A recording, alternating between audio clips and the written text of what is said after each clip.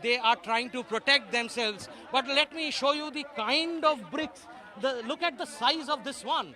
Look at the size of this one, which has been thrown just a short while back. Obviously, if this lands on any of our head, we will not live to tell the tale as far as journalism is concerned here. But also, this is not the only picture that we can show you. We can also show you pictures of these chappals which have been left behind by these protesters who have left them while they fled the police action. These bricks are still being thrown at us, so obviously it's a little difficult to proceed, but the police is moving towards the point where these workers, even the tear gas shells are being constantly fired. I will ask my camera person to sort of show you where these workers are currently standing. Look at these workers right behind me on the road. They are the ones throwing these bricks, and that is the point which the police is trying to focus on at these protesters. You can see those bombs going off, those crude bombs that are going off right in my background. You can see the gathering of the BJP workers, from where they are. That's their vantage point from where they are carrying out their counter attack against the police over here. Like I said, this place is heavy with tear gas. It's becoming a little difficult to breathe, and even keeping the eyes open. But you can still see in my background some of these BJP supporters being arrested and being taken back to the other side of the barricade. But yes, I can tell you that tear gas firing is still on. Yeah. I would say some 20-25 rounds of tear gas shells have been fired right in front of me. Even more perhaps, the police did not have to resort to major lathi charge because the crowd was dispersed even before that happened. But yes, water cannons did the trick for the police. That was when the protesters were stopped and pushed back. But as you can see, retaliation continues, brick batting continues, even some crude bombs are going off here and there. So that's not good news at this point in time. The police will not rest until they have pushed back the protesters sufficiently to ensure that no further counter-attacks happen from their side. Saugata Mukhopadhyay getting us that coverage from the ground, the only reporter to be so close to the protests and getting us those live and exclusive visuals. We saw that protest turning violent. First, there were bricks that were thrown. The police resorted to water cannons being used, and after the water cannons, there was lathi charge that was done on the protesters. Unfortunately, sounds of crude bombs have been heard in Howrah. Bricks continue to be hurled at the police authorities. Multiple arrests and detentions have been made by the police. The crowd for now has been pushed back. Tear gas shell firing, that continues to go on, and the situation continues to remain very, very tense. We have already seen that from the BJP party office in the city of Kolkata, there is another bunch of protesters or people who are marching towards Nabanna, and they say want to go and protest in front of the secretariat. Let's see how that really turns out to be. But Saugata, for now, you were saying that the crowds have been pushed back, but the protest is not over.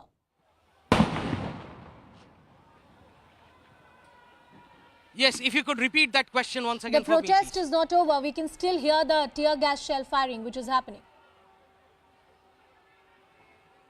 That's right. The action continues as far as the police is concerned. Right in my background, let me, you can see those police personnel, firing those tear gas shells quite regularly at regular intervals right in my background, some 5 meters away from where I am standing. And obviously they are aiming for the crowd which is standing on the other side of the road. They are the ones who are targeting the police, and we unfortunately are in the line of fire, and those missiles, those big bricks are coming in from the other direction. They are still coming in from the other direction. We heard a couple of crude bombs going off here and there.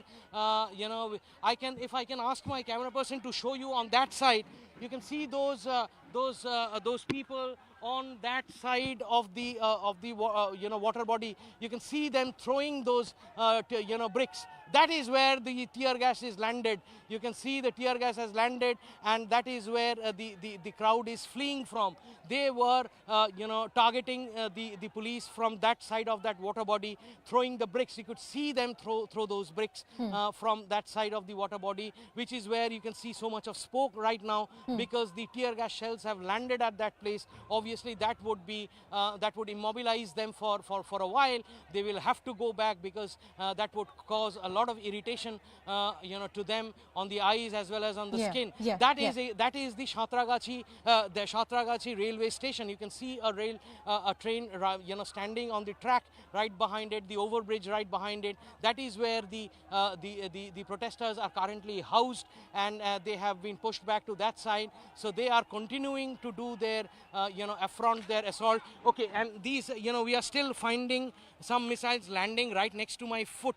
So obviously it's not very very safe, if I can use the word mildly, but yes, it is happening. The bricks are still being hurled at us, and you can see some of these workers, these police force coming back after leading a charge. Back to you. Shogata Mukhopadhyay getting us those details. Shogata, stay safe as you continue to get us all those ground reports. Here's a recap for our viewers as to what has happened in the last 20 minutes. There were protests that were happening outside some distance away from the secretariat. They wanted to go reach Nabanna protest against West Bengal Chief Minister Mamata Banerjee and the alleged corruption scams by which the government is surrounded right now, one neta after another, ministers which are under scanner of the central agencies. We saw BJP building up a huge momentum. Hundreds of BJP workers had gathered and they wanted to protest. It turned violent. You had the tear gas shells being fired, water cannons being used, and it continues to be violent. Shogata Mukhopadhyay getting us all the details from the ground. This continues to remain our top focus. Ridhima takes the conversation forward. Well, thanks a lot for that, Anusha. Good afternoon. You continue to be with us here at CNN News 18. I am Ridhima Bhatnagar. Unprecedented scenes continue to play out in Bengal, specifically in Howrah, as my colleague Shogato has been reporting for us over the last 1 hour or so. This has now become a new flashpoint between the BJP and the TMC. The BJP, of course, has upped its ante. They wanted to raise their voice and protest against the alleged corruption as far as the TMC is concerned. Remember, this is a battle of perception for the TMC as well, who has had many of its leaders currently under the scanner by various agencies, right from Partha to Anubrata Mondal and many others. But what we are currently seeing on our screens are unprecedented scenes, which has now resulted to officials on the ground having to resort to water cannons, tear gas shells and even crude bombs. My colleague Shogato continues to be with us. Shogato, firstly, I hope you're safe while you've been reporting for us. For the benefit of our viewers, could you explain to us what you're seeing around you? Well, let me show you. This is the background that is there, now being swept clean of the protesters who have now fled this spot. They had arrived from this section right in my background and were headed all the way up to that barricade. You can see that barricade on the other side, some 20-30 meters away from where I am currently standing. They were stopped by the police who had deployed water cannons to push them back. But okay, I will ask my camera person to show you once again these BJP workers who have once again assembled here on the side of the road.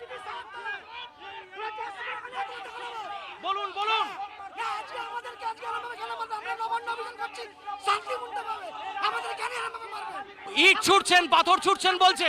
কিচ্ছু শুনিনি, first police first খাদানের সরা, তাই আমরা কিছু complete করছি না। আমাদের কোনো কর্মী ছিল না, আমাদের কোনো মাথা পেটা পাথর দিয়ে আমাদের কর্মীকে আটকানো যাচ্ছে। These workers who are back to this side of the road, alleging that they have been assaulted by the police. They have been assaulted by the police. Obviously, these workers are very angry at this point.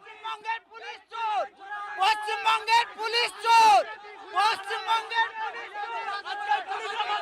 কি করে লাগলো? কি করে লাগলো?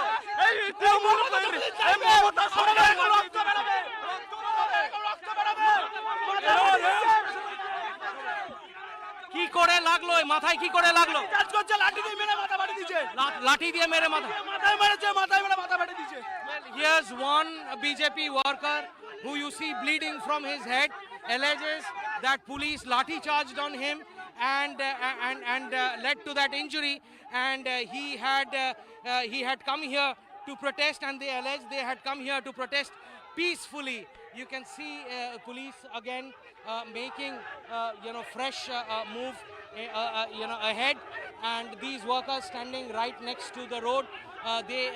This is the region from where most of the brick batting happened in the last half an hour, 45 minutes or so, and I will show you the kind of missiles that have been thrown. Look at these missiles. Okay, so the missiles are still coming from the other side.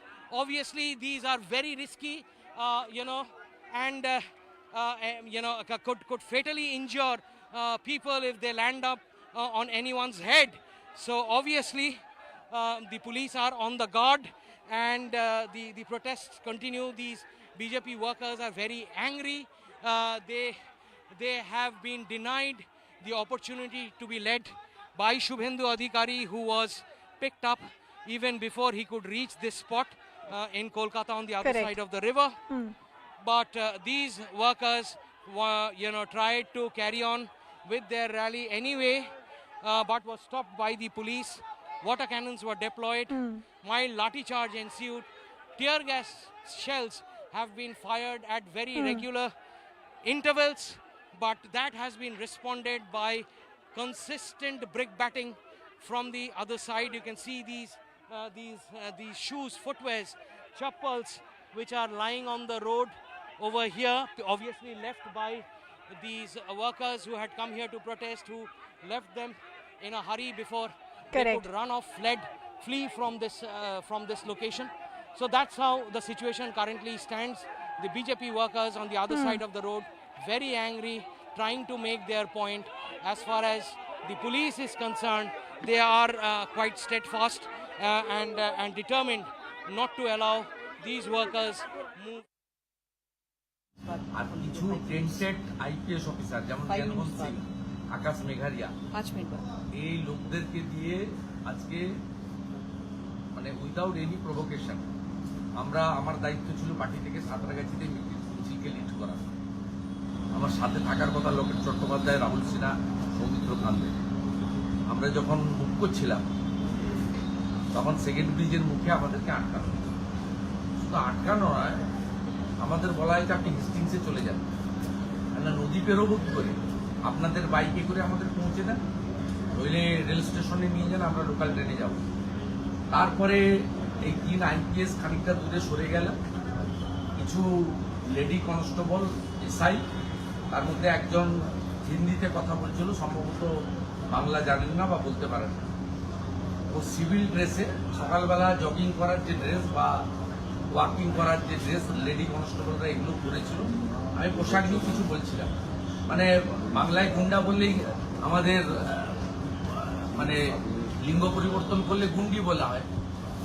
এদেরকে জ্ঞানমোহন সিং ইশারা করলো। জ্ঞানমোহন সিং অনেক রাগ আছে আমার উপর, কারণ রিজওয়ানুর রহমানকে খুন করেছিলেন উনি, সবাই জানে, অশোক টডির কাছ থেকে টাকা নিয়ে। কয়লার সবচেয়ে বড় beneficiary without any reason, and Gyanman Singh was there, the IPS who is not happy with me anyway.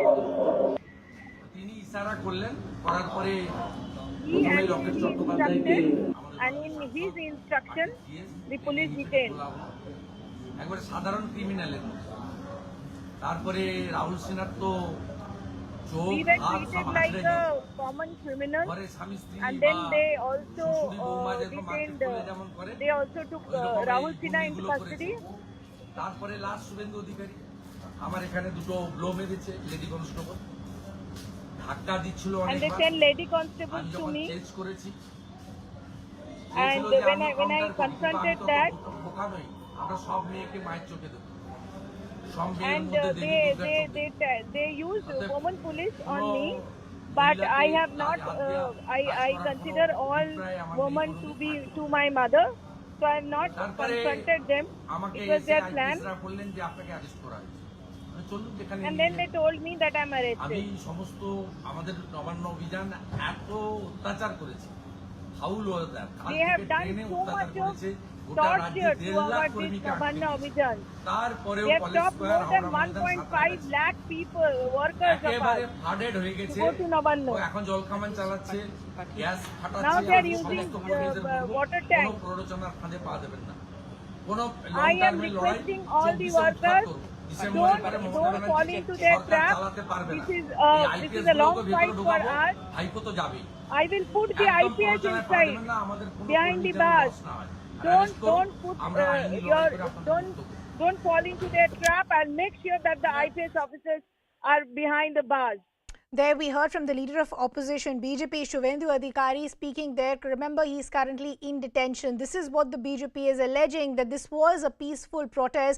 There was no provocation from their side. Then why were the protesters lathi charged? Some of them have been hurt as well. Water cannons have been used. Tear gas shells have been used. Crude bombs also can be heard. My colleague Shogato continues to report for us. Shogato, firstly, I hope you and a video journalist are reporting from a safe location. There we just heard from Suvendu Adhikari, who is currently in detention. The allegation coming in from the BJP is that there was no provocation. It was a peaceful protest. What is the police saying? Why did it turn so violent? Well, there is no formal response from the police as of now, because the action, as you see right in my background, continues to happen. You can see the tear gas shells continue to be fired. You can hear the sounds, right in my background of those tear gas shells. The police is trying to convince these protesters to move back, but I can tell you that there is fierce brickbatting that is currently going on from that side, from the side of the protesters, which is why you can see the police moving with their shields up. It's becoming a little risky to continue to report from this space, simply because of the fact that the size of the bricks are quite big. I mean, they are being continuously thrown at the police. What we found was when the protesters had come all the way up to that barricade that was set up by the police, and it was set up in such a manner that it was virtually impossible for the workers, BJP workers, to breach them and go past that barricade because of the iron structures with which it was built, firmly entrenched on the road, welded and entrenched on the road. So that was impossible for them to breach. That is when the police opened the water cannons and tried to push back these BJP workers. But I can tell you that right now there was an attempt to reason with these workers.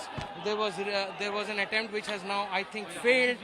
The BJP workers are on the other side, who are trying to who have assembled in quite a large number on the side of the road, who are extremely angry with the police for not allowing them to proceed.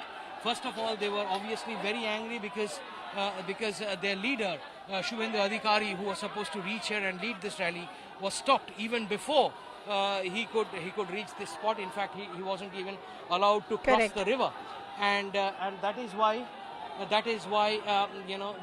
there was a lot of discontent amongst these workers, who obviously tried to move as much as they possibly could, but when they could not, stopped by that barricade, and when they were, the water cannon was opened on them when they were trying to breach it, scale the barricade, some of them. When the water cannon was opened on them, that is when the brick batting started. And obviously that led to a counter, a response from the police in terms of a mild lathi charge and, tear gas shelling, which happened. Right now you can see, the BJP workers have dispersed to some extent. They have been moved back, they have been pushed back, but they continue to argue with the police. They continue to show their anger with the police. The police are trying to defend themselves. The brick batting, which is happening on and off, are targeted at the police. You can see these shields with which the police are standing right now, shields up. They are trying to, sort of have a situation where they would not be at the, would be surprised by any missile that comes from the other side. So they are ready with their shields up, and you can see the very angry BJP workers who continue to protest from the other side of that railing on this road. So that's how the situation currently stands at present. It is volatile and tense, could go any which way, but right now it seems that the police have successfully managed to push back these agitators. Okay. Shogato, we'll request you to stay safe. We'll continue to come back to you. So as Shogato is pointing out, the situation is still tense and volatile. We did see the police officials on the ground trying to have a dialogue, conversation with the protesters who remain extremely angry. They haven't really left the spot. We did see a bit of some of them being dispersed, but they really haven't left the location. Let me bring in our guests as well. Political commentator Sandeep Ghosh joining us on the broadcast. We also have spokesperson of the TMC, Monajit Mondal. Good to have both of you on the broadcast with us. Monajit, let me begin with you. What really justifies the kind of scenes that we're seeing on the ground? The BJP is alleging that this was a peaceful protest. There was no provocation. Then why are the protesters being treated like this? No, let me ask this question, back. What really justifies this kind of mayhem just 10 days before the biggest festival of Bengal, Durga Puja?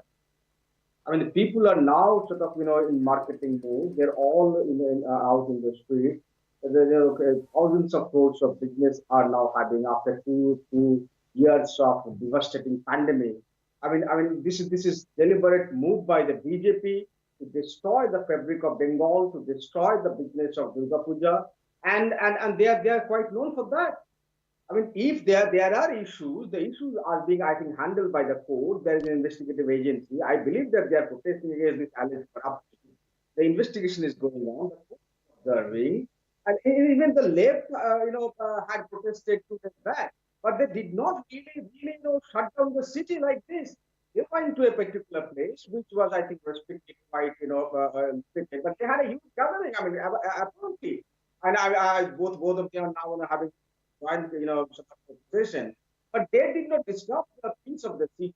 They did not disturb the pre-festive mood of No, but Bengal. Monajit, Deliberately chosen to. It is the opposition is well within its rights to have a right to protest, take to the streets and raise issues that they feel are the priority. And for the TMC, unfortunately, you have a perception battle to fight as well.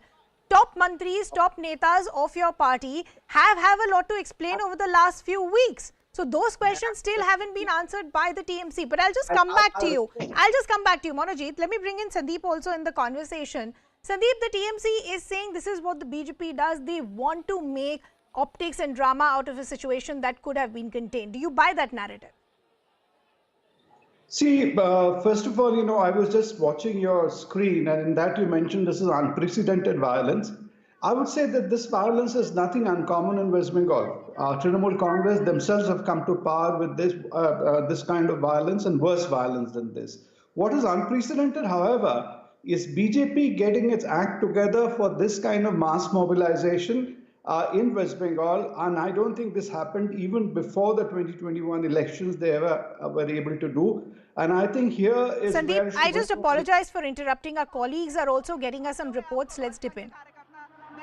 Police की ओर तो ये water cannon इससे जो भीड़ है उसको हटाने की कोशिश बावजूद इसके जो कार्यकर्ता हैं वो बैरिकेड के सामने डटे हैं, चढ़कर बैरिकेड पर उसे अब भी तोड़ने की कोशिश कर रहे हैं। ये तस्वीर थोड़ी देर पहले, यही तस्वीर सांतरागाछी से सामने आई थी, जहां पहली रैली भाजपा की वो पुलिस के बैरिकेड के सामने पहुंची थी। और अब ये दूसरी रैली हावड़ा मैदान में सुकांतो मजूमदार भाजपा के राज्य अध्यक्ष हैं, उनके नेतृत्व में, और वो बैरिकेड के ऊपर जो चढ़ने की कोशिश कर रहे थे कार्यकर्ता, उनको रोकने के लिए पुलिस का वाटर कैनन, पानी की बौछार की जा रही है। बार बार पुलिस की तरफ से अनाउंसमेंट की जा रही है कि वापस लौट जाएं। और एक और रैली कोलकाता से वो निकली है, उसे भी पुलिस रोकेगी और tear gas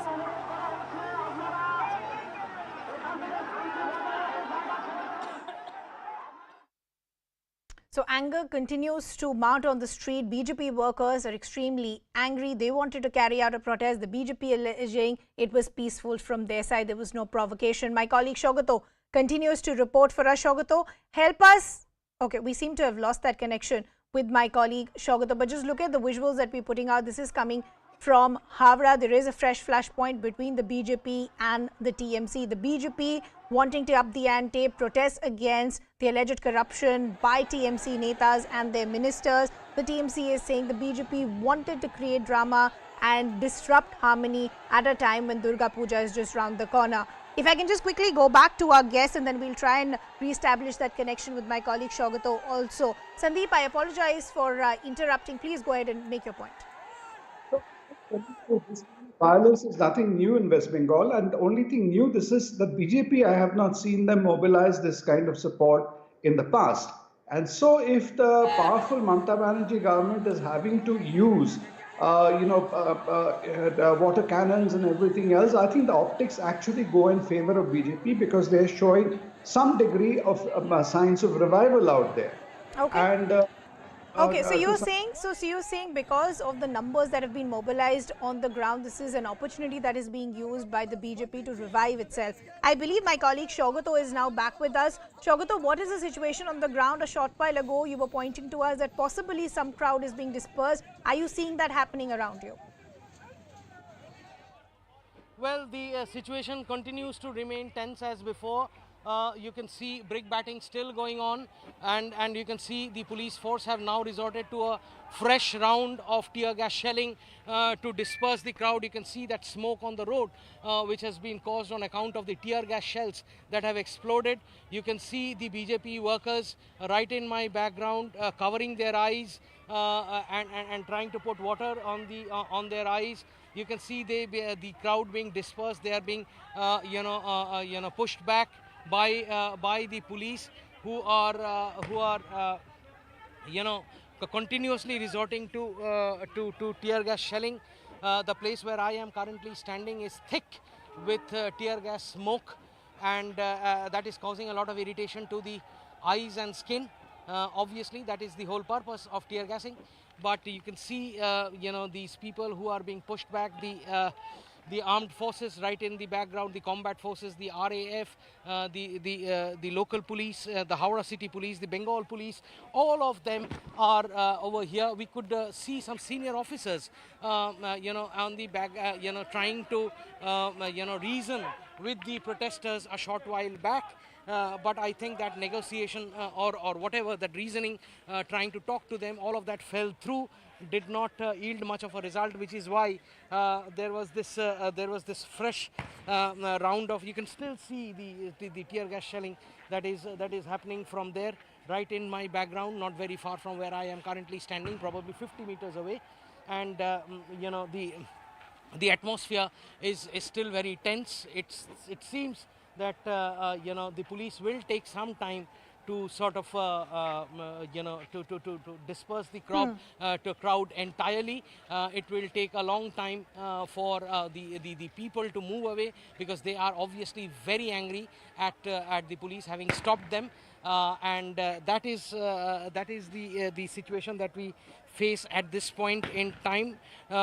I'm sorry, it's becoming a little difficult Sure. for us to consistently speak because of the tear gas. The air is now full of smoke, and you can see right in my background. That's the tear gas ammunition. Tear gas smoke. You can see right next to me. You can see right next to me, these people, these workers of the police, of the Howrah police. একটু দেখাবেন একটা shell দেখাবেন একটা so these shells you can see they have been loaded and being fired at. Look at the way they are firing these tear gas shells at these workers. So obviously that is causing, and it is being responded by bricks. That is what is happening right now. Tear gas shells Correct. being responded by bricks. The missiles coming in from the other side as response. So it's becoming difficult both ways for us. Simply because of the fact that the gas in the air right now is causing a lot of irritation on the eyes and skin. And at the same time, we are having to stay very alert for these big bricks, the huge size bricks. I understand. Shaugato, it is a sensitive and a volatile situation. I'll give you a break. I just quickly wanted to understand, because the BJP is alleging that this was a peaceful protest. Just recap for our viewers, how did it turn so violent then? I'm sorry, I couldn't hear your question properly. If you could repeat your question. Sure, once again, Shaugato, I was just quickly trying to understand, because the BJP has been claiming that this was a peaceful protest, there was no provocation from their side. How did it turn so violent then? Well, there was, the attempt by the BJP workers to breach the barricade that the police had set up for them,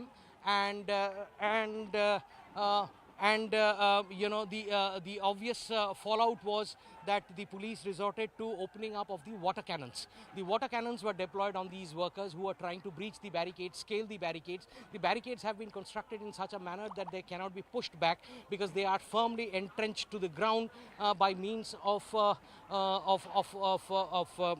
thick blocks of iron, which were welded to these barricades. But then, as a result, I'll just stop here for a minute and try and show you that the police is now, trying to move a little further towards these workers and resorting to fresh assault on them, which is why there is this fresh, probably a lathi charge would ensue at this point in time. You can see the smoke right behind me on account of the tear gas shells. You can see the brick batting that is happening from the other side. That's the Santragachi railway station where the BJP workers have assembled right now, and the police is trying to push them even further back. You can hear those massive explosions happening right now of the tear gas shells bursting. Obviously, that's causing a lot of smoke and a lot of irritation to everyone who's present over here on the skin and on the eyes. But that you can see, the retaliation that's happening from the other side in terms of brick batting that's happening, and so I think the situation is far from being under control. That is not happening at this point in time. The police are trying to move ahead with those tear gas shell ammunition that they have in their hands right now, and you can see a lot of smoke there, and the retaliation coming in the form of bricks from the other side. Obviously, the BJP workers who are very angry. As I was telling you that it went out of control. The violence ensued after the police opened those water cannons, because the BJP workers were already very angry. It was an angry lot who had come over here, because their leader was apprehended in Kolkata itself. He was not allowed to come. Suvendu Adhikari was not allowed to come. He was supposed to lead this rally to Nabanna, and it is right here the rally was stopped. Right at the spot from where it originated, it was stopped. So obviously they could reach nowhere close to Nabanna, and that caused a lot of discontentment amongst the workers who were planning to. Okay, you can see now second round of retaliation from the BJP workers who are shouting, screaming, and and further set of brick batting and the kind of retaliation that you see from the police. It's a street fight that's happening right now before your eyes. It's a pitched battle that's happening between the police and the agitators right now, right in your background. That is exactly what's happening right now, and we are trying to get you those live visuals of the fight that's happening on the streets of Howrah. Correct. And Shaukato, just going by the visuals that you're bringing to us, it doesn't look like it's going to die down anytime soon, because look at how it's turning into a political war of words also. The recent allegation coming in from the Trinamool Congress against the BJP is that BJP workers are turning into hooligans on the ground. They're destroying and damaging government property, attacking police personnel, causing chaos. So the narrative that the TMC is now using with that the BJP is trying to disrupt harmony on the ground. That's exactly what it is. I mean, obviously you can see the kind of brick batting that has happened. I'm sorry, I'm having a little problem with my eyes, but I'll try and tell you that is obviously the narrative that the Trinamool Congress will try and establish. I apologize for interrupting. We'll request you to move to a safer location as well. BJP's Locket Chatterjee also now joining us on the broadcast. Ma'am, could you first recap for our viewers and help us understand what really happened?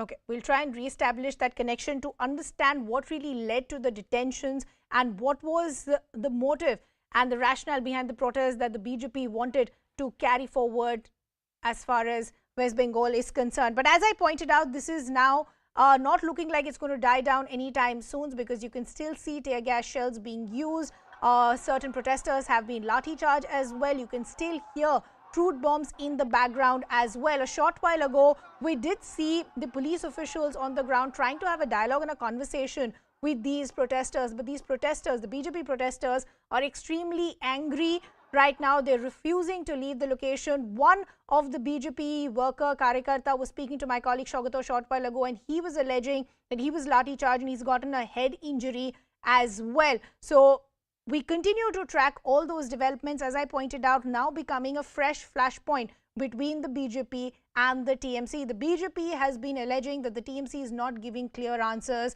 in terms of the alleged corruption that continues to rock the state, and various netas whose names have come to light in the last few weeks. The TMC, as I pointed out, they recently just put out a tweet. They are saying that BJP Karyakartas are becoming hooligans on the ground. They're destroying and damaging property, attacking police personnel. The TMC is alleging that the BJP is causing chaos, disrupting peace across the state. They're also hitting out at the BJP, saying that today's activities of the BJP have brought shame upon the entire nation, and they strongly condemn such outrageous behavior. But this is where the BJP is saying that there was no provocation from our side. It was all peaceful. Shaukato continues to report for us. Shaukato, it's really claims and counterclaims that continue to fly thick. But I want to talk to you specifically about the situation on the ground, as we can still continue to hear crude bombs in the background. What is the effort that is being taken by police officials to try and contain the crowd? Yes, the attempts are being made by the police to try and contain the crowd.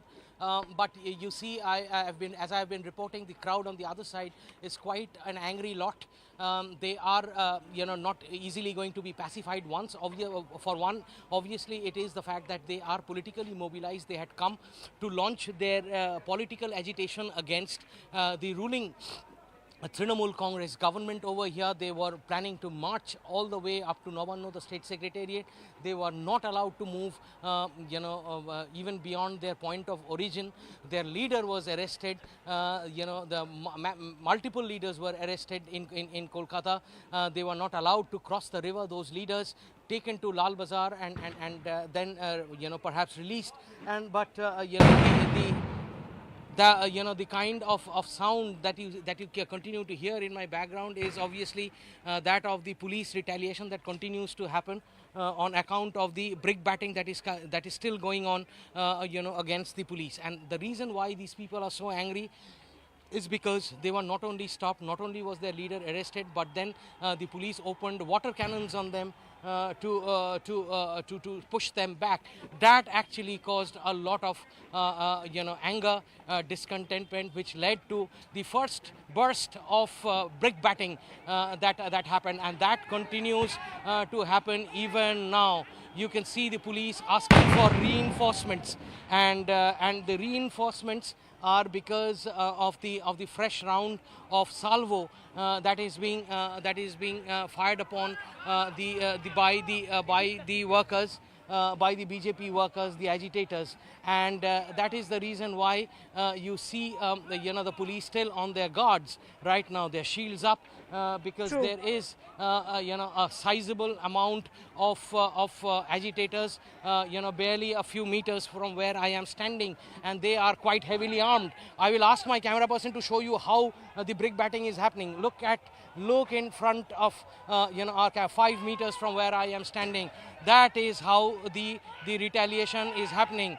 Look at the kind of backfire that the police they are trying to do to sort of push this crowd back, and they are continuously brick batting the police. Correct. We unfortunately are in the line of fire, as you can understand, and there is a strong possibility that any of that could land at the point where we are currently standing. So it is a little difficult to get, and you can see now the retaliation from the police, the chase from the police. Look at the sounds. Listen to those sounds of explosion of tear gas shells, of the police now chasing these workers to get them back to where they came from. And you can see the pitched street fight that is currently happening between the security forces over here and the BJP agitators. It doesn't seem to be in a situation which is under control. So obviously we'll have to wait and watch and figure out as to how long this continues. Correct. Before the agitators are dissuaded and pushed back. But obviously they had come with a purpose, and that purpose was defeated, and that's the reason why they are angry, and they are going to not Correct. let There is a them, fierce showdown, Shaukato, not as you're let the rightly police pointing go out. On away. one hand, you have the police officials resorting to lathi charge, water cannons, and even crude bombs, but the protesters are also not giving up easily. They're using bricks in retaliation. Shaukato, I'll just request you to stay on with us. Our colleague Kamalika also now joining us on the broadcast. Kamalika, what's the situation around you? Kamalika, if you can hear me.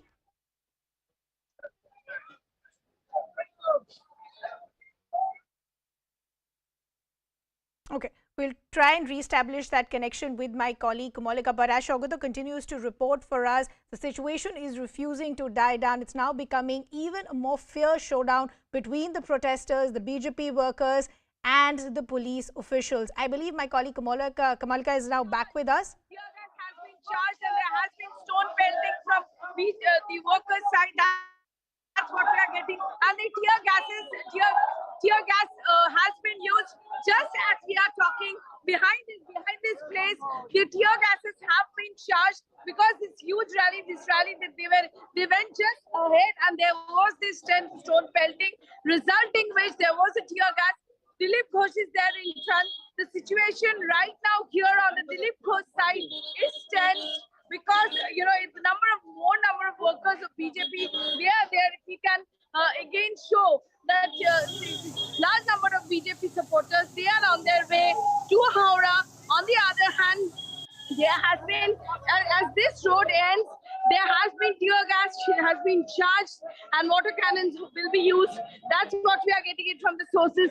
As there has been, the workers of BJP, they are also not giving up. On the other hand, the police is also, they are hell-bent that they are not going to allow them, and that's why they are resorting to tear gas and water cannons. Correct. Kamalika, as I said, both the sides refusing to let go. Protesters are also now retaliating with bricks in their hand. Have you been able to speak to some of these leaders who are in detention? What are they saying?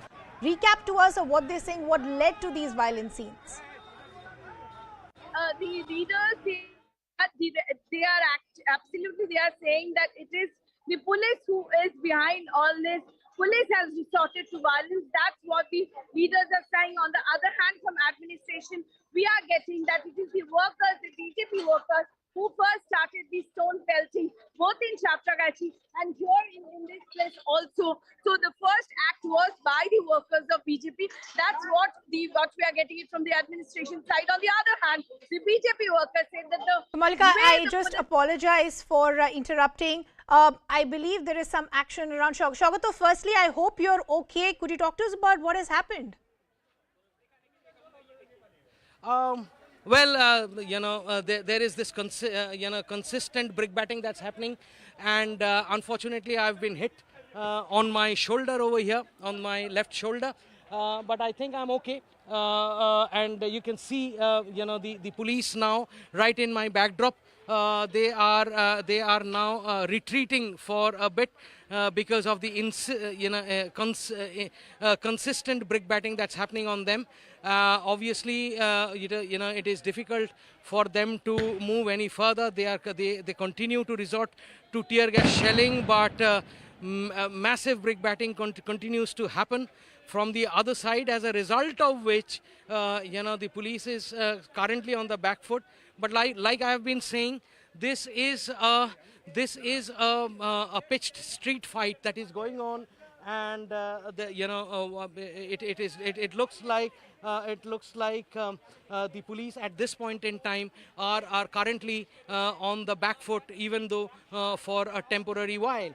But you can look at the background and you'll know that the area is thick with tear gas smoke. That is also causing a lot of irritation to all those who are currently present, and that has obviously resulted in a lot of irritation. You can look at the way the police is currently being brickbatted. Look at the way these bricks are coming in from all directions. That is obviously because of the fact that the BJP workers are very angry at this point in time. They want their share of their pound of flesh. Sure. As a result of the Shaugato, we'll talk about what's happening behind you in just a bit, but just to bring our viewers an update, as I asked you earlier, you've been hit by a brick. Firstly, we are hoping that you're okay. Could you recap to us about what really happened when you got injured while reporting for us? Well, I was obviously right there in the middle a short while back when a fresh salvo of brickbatting began against these combat force personnel who are trying to still protect themselves from that fresh salvo of brickbatting which is happening in an incessant manner.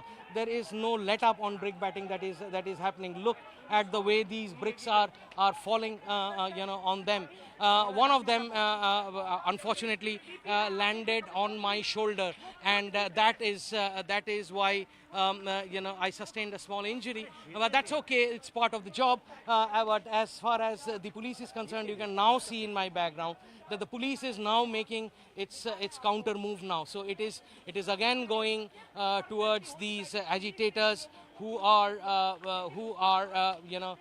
hopefully now be pushed back. I don't know if that is going to be a permanent one or a temporary one, but yes, the police is now responding, retaliating because of the kind of the stone pelting receiving end that they have been at for the last almost an hour now. So that is what is happening. there is this war cry that is being given out from both sides, both the police as well as these BJP workers. And look at them assemble in front of the at the railway station. Now a barricade seems to have been put up at that spot. So the police is trying to dissuade them from coming any further up from that spot where they have been stopped, and a fresh barricade has been put up at that spot. And the police is obviously trying to reason with these very angry BJP workers who have now been held behind a very angry, agitated mob. We can see some of that. Some of the railway police personnel have now been pushed to service. The RPF has in fact put up that barricade. So the police also now calling for reinforcements, trying to get more support on the ground because the protesters are also refusing to go. Shogato, we'll just request you to check yourself. We hope you're okay, to assess your injury once. Let me quickly bring in Kamalika back in the conversation as well. Kamalika, there Shogato, who's been hit by a brake, just shows you how volatile the situation is. What is the situation around you? Are you seeing some sort of a dialogue between the protesters and the police? Absolutely, both the sides, stick on to their point. As we were talking, as we were also standing there, the other side, there were like tear gases, water cannons were used. The Dilip Ghosh is also, they are saying to their workers that there's no way that they are going to go back. There's no way that they'll stay back. On the other hand, the police is also in that situation where the police can't allow them to go inside. Absolutely, it's a ruckus situation. There's been there are various places. There's been jam in and around Kolkata also. So it's as it was expected that it will be a major show, but it's actually turned out to be a administration versus BJP show today in and around Kolkata. Santragachi being the violence point. The Howrah Bridge seems to be the violence point. Sorry, when we're talking to you, Sapanda's is injured. That's what they are claiming. On the other hand, in Lal Bazaar, where Suvendu Adhikari and Locket Chatterjee, they have been detained, there is a huge protest outside. There are protests outside Lal Bazaar too. So,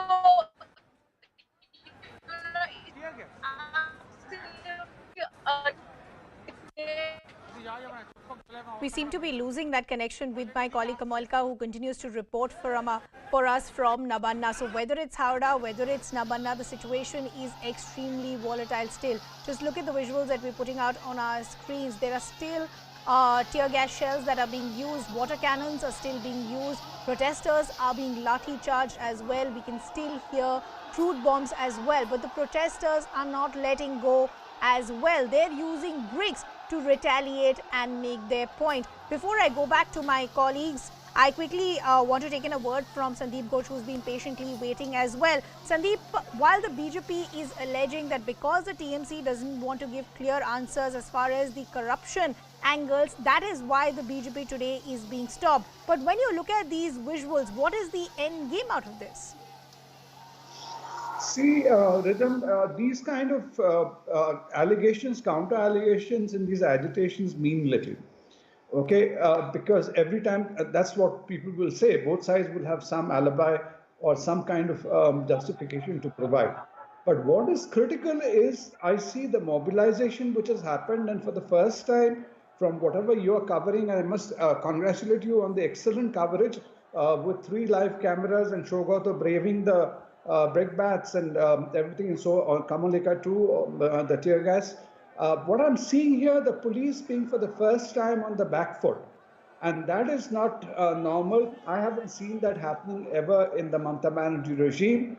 And it, whatever way I just saw the Trinamool spokesperson tweet that the BJP has spent some 12 crores of rupees for this mobilization, whatever that might be, we don't know. We are not on the ground. Your people reporting, but I think they have upped the ante for sure.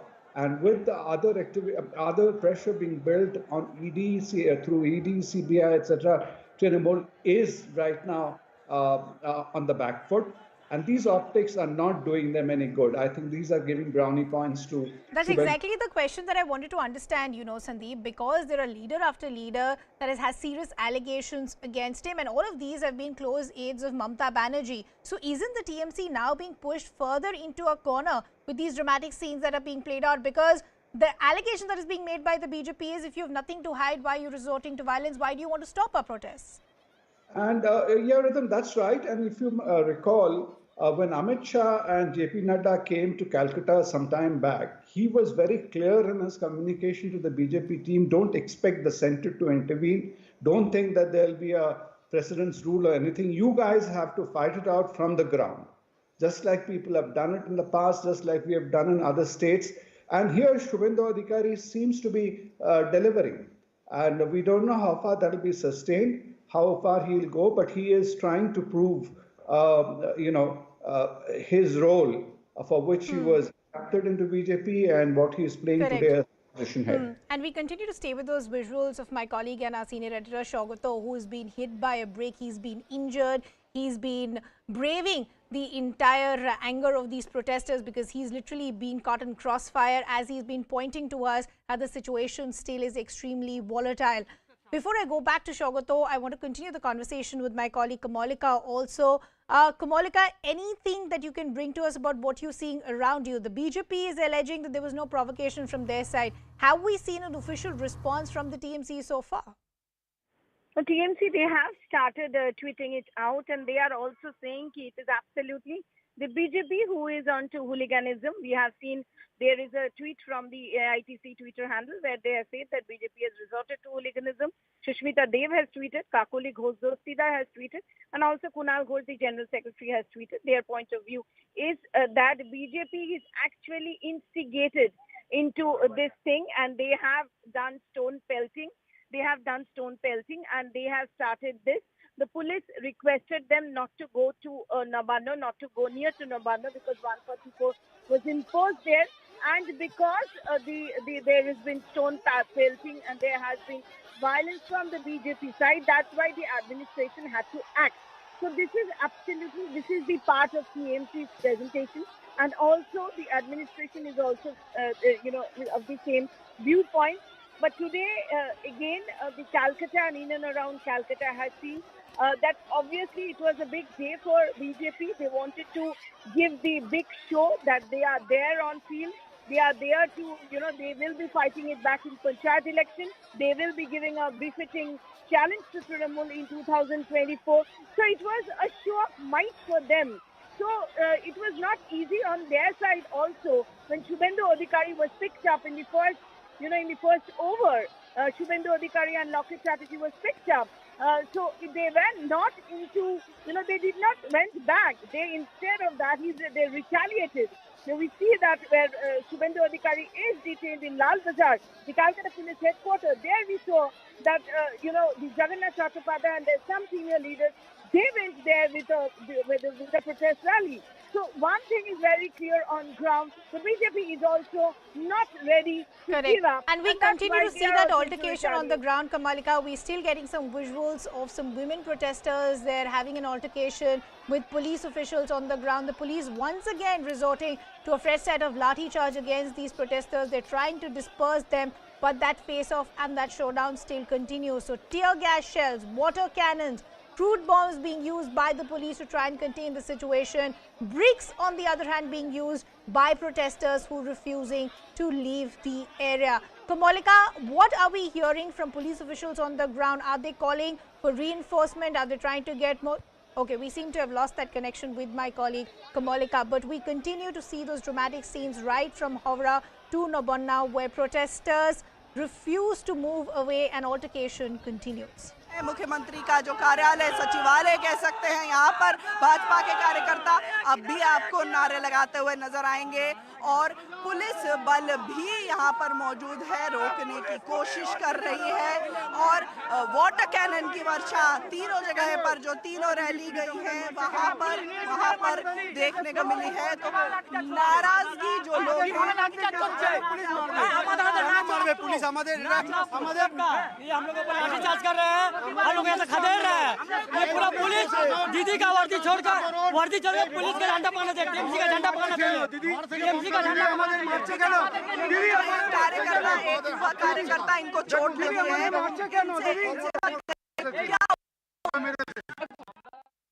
Okay, I believe my colleague Kamalika is now back with us. Kamalika, what most experts and analysts now are pointing out is the mobilization that is being done by the BJP, saying this is a big opportunity for the BJP since this is the first such event that we're seeing in huge numbers since their loss in Bengal. So is this a big revival mode for the BJP? Obviously, they were trying for this for the last 2 months. They were all round, you know, they did campaigns. More than 2,000 meetings were there. More than 10,000 pamphlets were given. More than 5,000 postering was done. And you know, Sumit Bansal and all the important leaders from the center, they also, some of the important leaders from the center, they came and planned out the entire movement. There were meetings in every district, every block of BJP, every block of West Bengal in every district. And today there has been a mobilization, undoubtedly. People were on roads, BJP supporters were on roads. But how much this is there, you know, this will actually reflect in the vote for coming Panchayat elections, that is to be seen, because let me tell you, in 2020, when Tejasvi Surya came here and there was a huge mobilization done by BJP, and the same type of, you know, Nabanna Avijan was called, there too BJP had good number of people. So yes, there is mobilization. People have come and this the first over, you know, people thought that, you know, picking up Suvendu Adhikari, you know, it will be easier for the administration as Suvendu Adhikari and Locket Chatterjee was picked up. But no, after that also, the BJP ground workers, the BJP leaders in ground, they actually were high in their movement. Santragachi is the place where Suvendu Adhikari was supposed to go, but he could not go. But the workers there started. Now, from Trinamool Congress side and from the administrative side, it is absolutely hooliganism which they have done. The administration is also of the same viewpoint.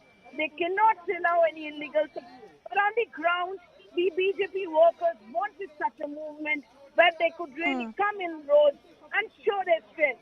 So, Correct. you know, it is in that way they are, you know, they did it today, and the administration also did not allow them, far. That is also the administration. Correct. Goes. You know, Kamalika, I also want to talk to you about a larger issue. Even as we still see water cannons being used on these protesters, the BJP is saying we wanted to raise our voice against alleged corruption because one after another leader is being named in corruption scams.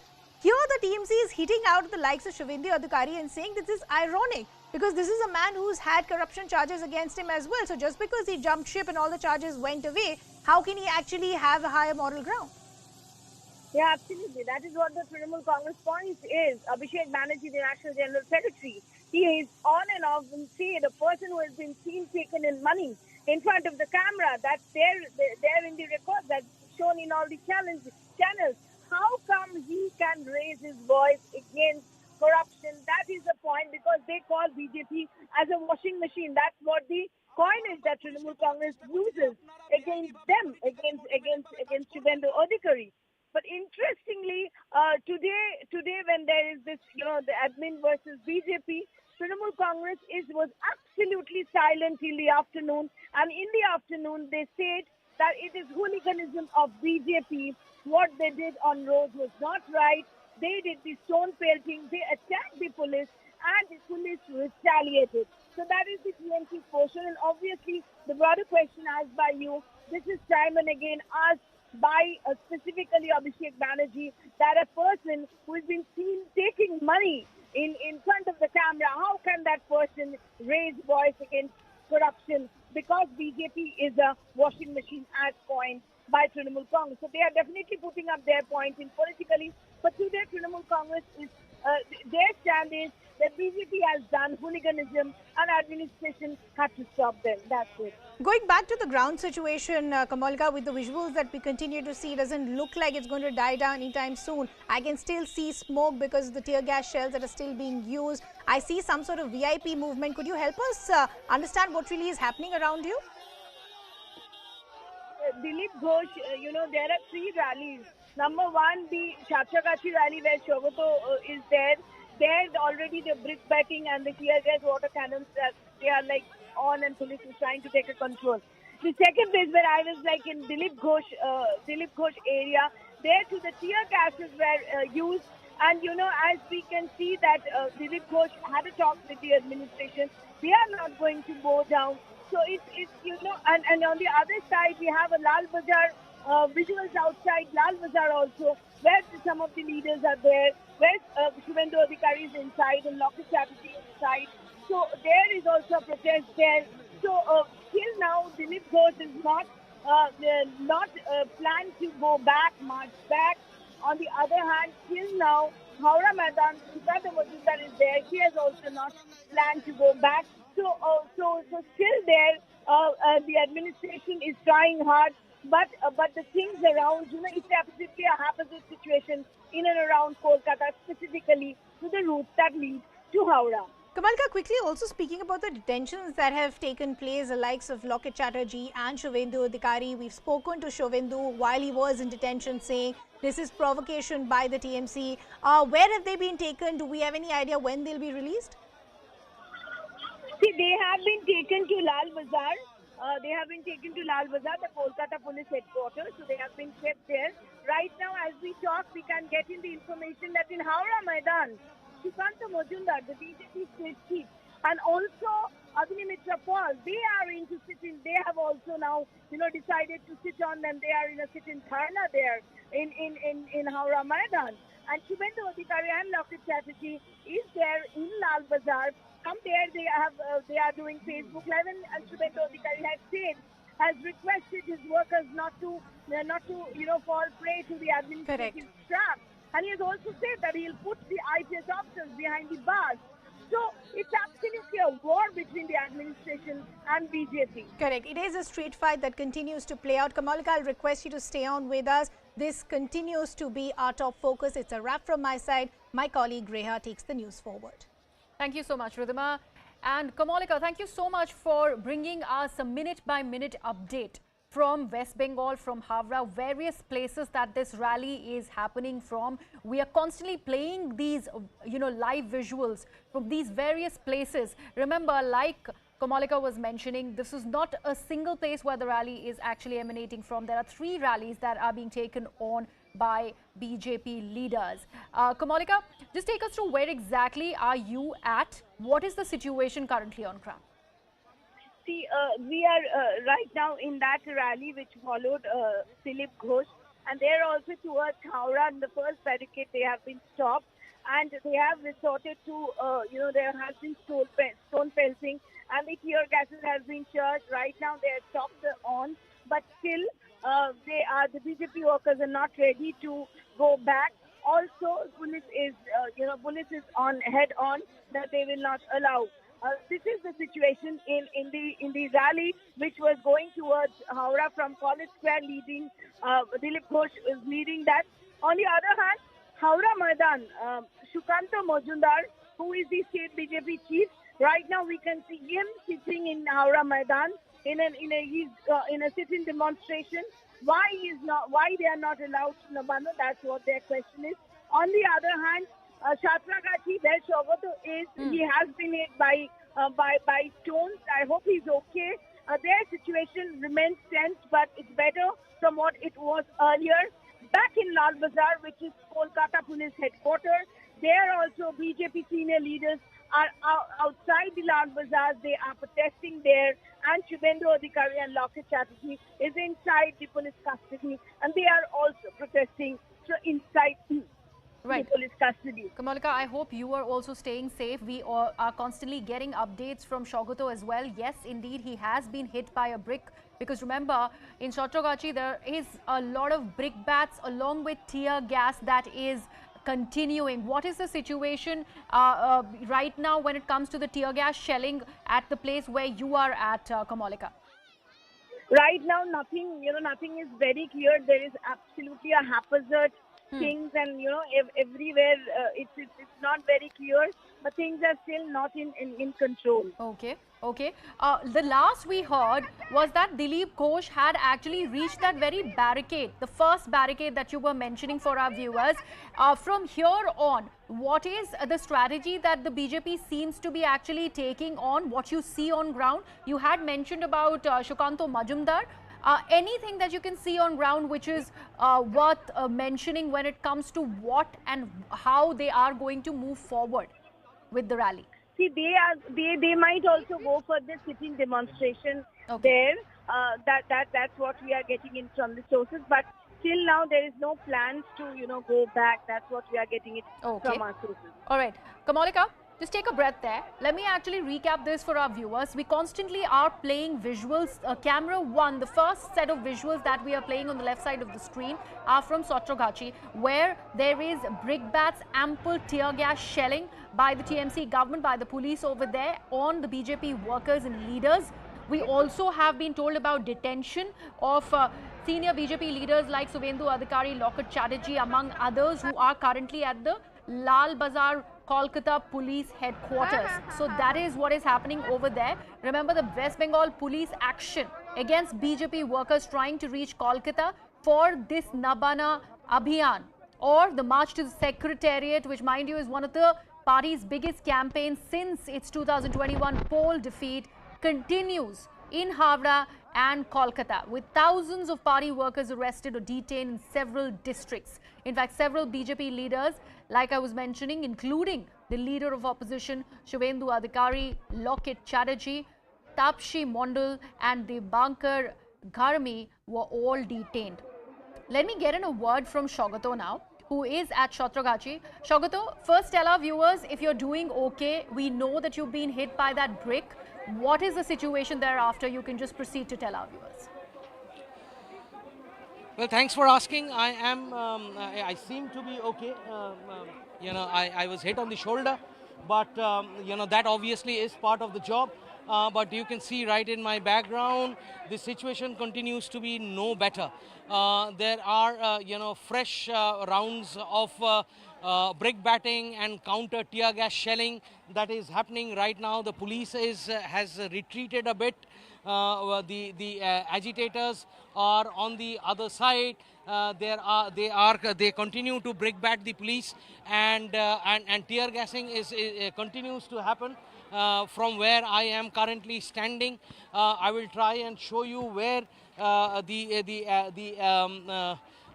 agitators are. You can see, I will ask my camera person to show you how the tear gas shell is having its impact on the police over here. They themselves are at the receiving end because of this massive, tear gassing that has happened in this area. Again, a fresh round of brick batting happening. You can see, if I can ask my camera person to show you that fresh round of brick batting happening again. The agitating workers don't seem to be they are in no mood to let up. You can see those shields up right in my background. They continue to brick bat the police. This has been going on for the last hour and a half now, and the police has responded with tear gases. I think there would be some drastic action now from the police because the workers continue to brick bat the police. There is no way they are letting up on this brick batting. It's becoming very, very dangerous given the fact that they are continuously throwing these missiles, not just bricks, but heavy stones from the railway tracks which are right next to this road, and also water bottles and so on and so forth. So it is becoming a little difficult for them. You can see them on full alert right in my background, shields up, because they know that they are at the receiving end of this massive brick batting that continues to happen. You can see those bricks falling continuously from the other side. It is difficult right now to actually, I would have loved to actually, but no, Shogata, I want you to stay safe, and I think you do need a helmet or a shield yourself, because you're very, very close to this place. from where the brick bats and the stone pelting is being reported out of. Shogato, you were mentioning the rallies which are converging to this main spot from 3 areas. Now that Suvendu Adhikari, Locket Chatterjee and others are detained at Lal Bazar, what happens to the people who are now presiding over the rally that they were actually spearheading? And we also know that Dilip Ghosh has reached, the initial part of the barricade. How far or close is to this area where you are at? Well, it will be a little difficult for me to assess from where I am currently standing to exactly give you a location on how far Dilip Ghosh has managed to proceed to. But let me tell you, the rally that was supposed to initiate from Santragachi was supposed to be led by Suvendu Adhikari, Locket Chatterjee and others, all of who were detained in Kolkata itself. They were not allowed to come to Santragachi. So essentially, this gathering, which had assembled since morning at the Santragachi station, became leaderless, so to say, and that's the reason why they became a very angry lot when they tried to move ahead up to Nabanna. Obviously, they were stopped at the very first barricade that was set up for them, a barricade that was virtually an impassable one because of the iron structures with which they were built, welded and entrenched to the ground, as a result of which it was impossible for them to move any further from where they were stopped, which is exactly where they had started from. And that is and without a leader, without Suvendu Adhikari, without Locket Chatterjee, without the other leaders who were supposed to be here, Rahul Sinha as well, these workers who have come prepared with these bricks and stones have now led the charge against the police, because they were water cannoned and they were lathi charged and they were tear gassed by the police once they started breaching or made attempts to breach the barricades. You can see the continuous brick batting that is happening right now. Continuously they are being assaulted, the police.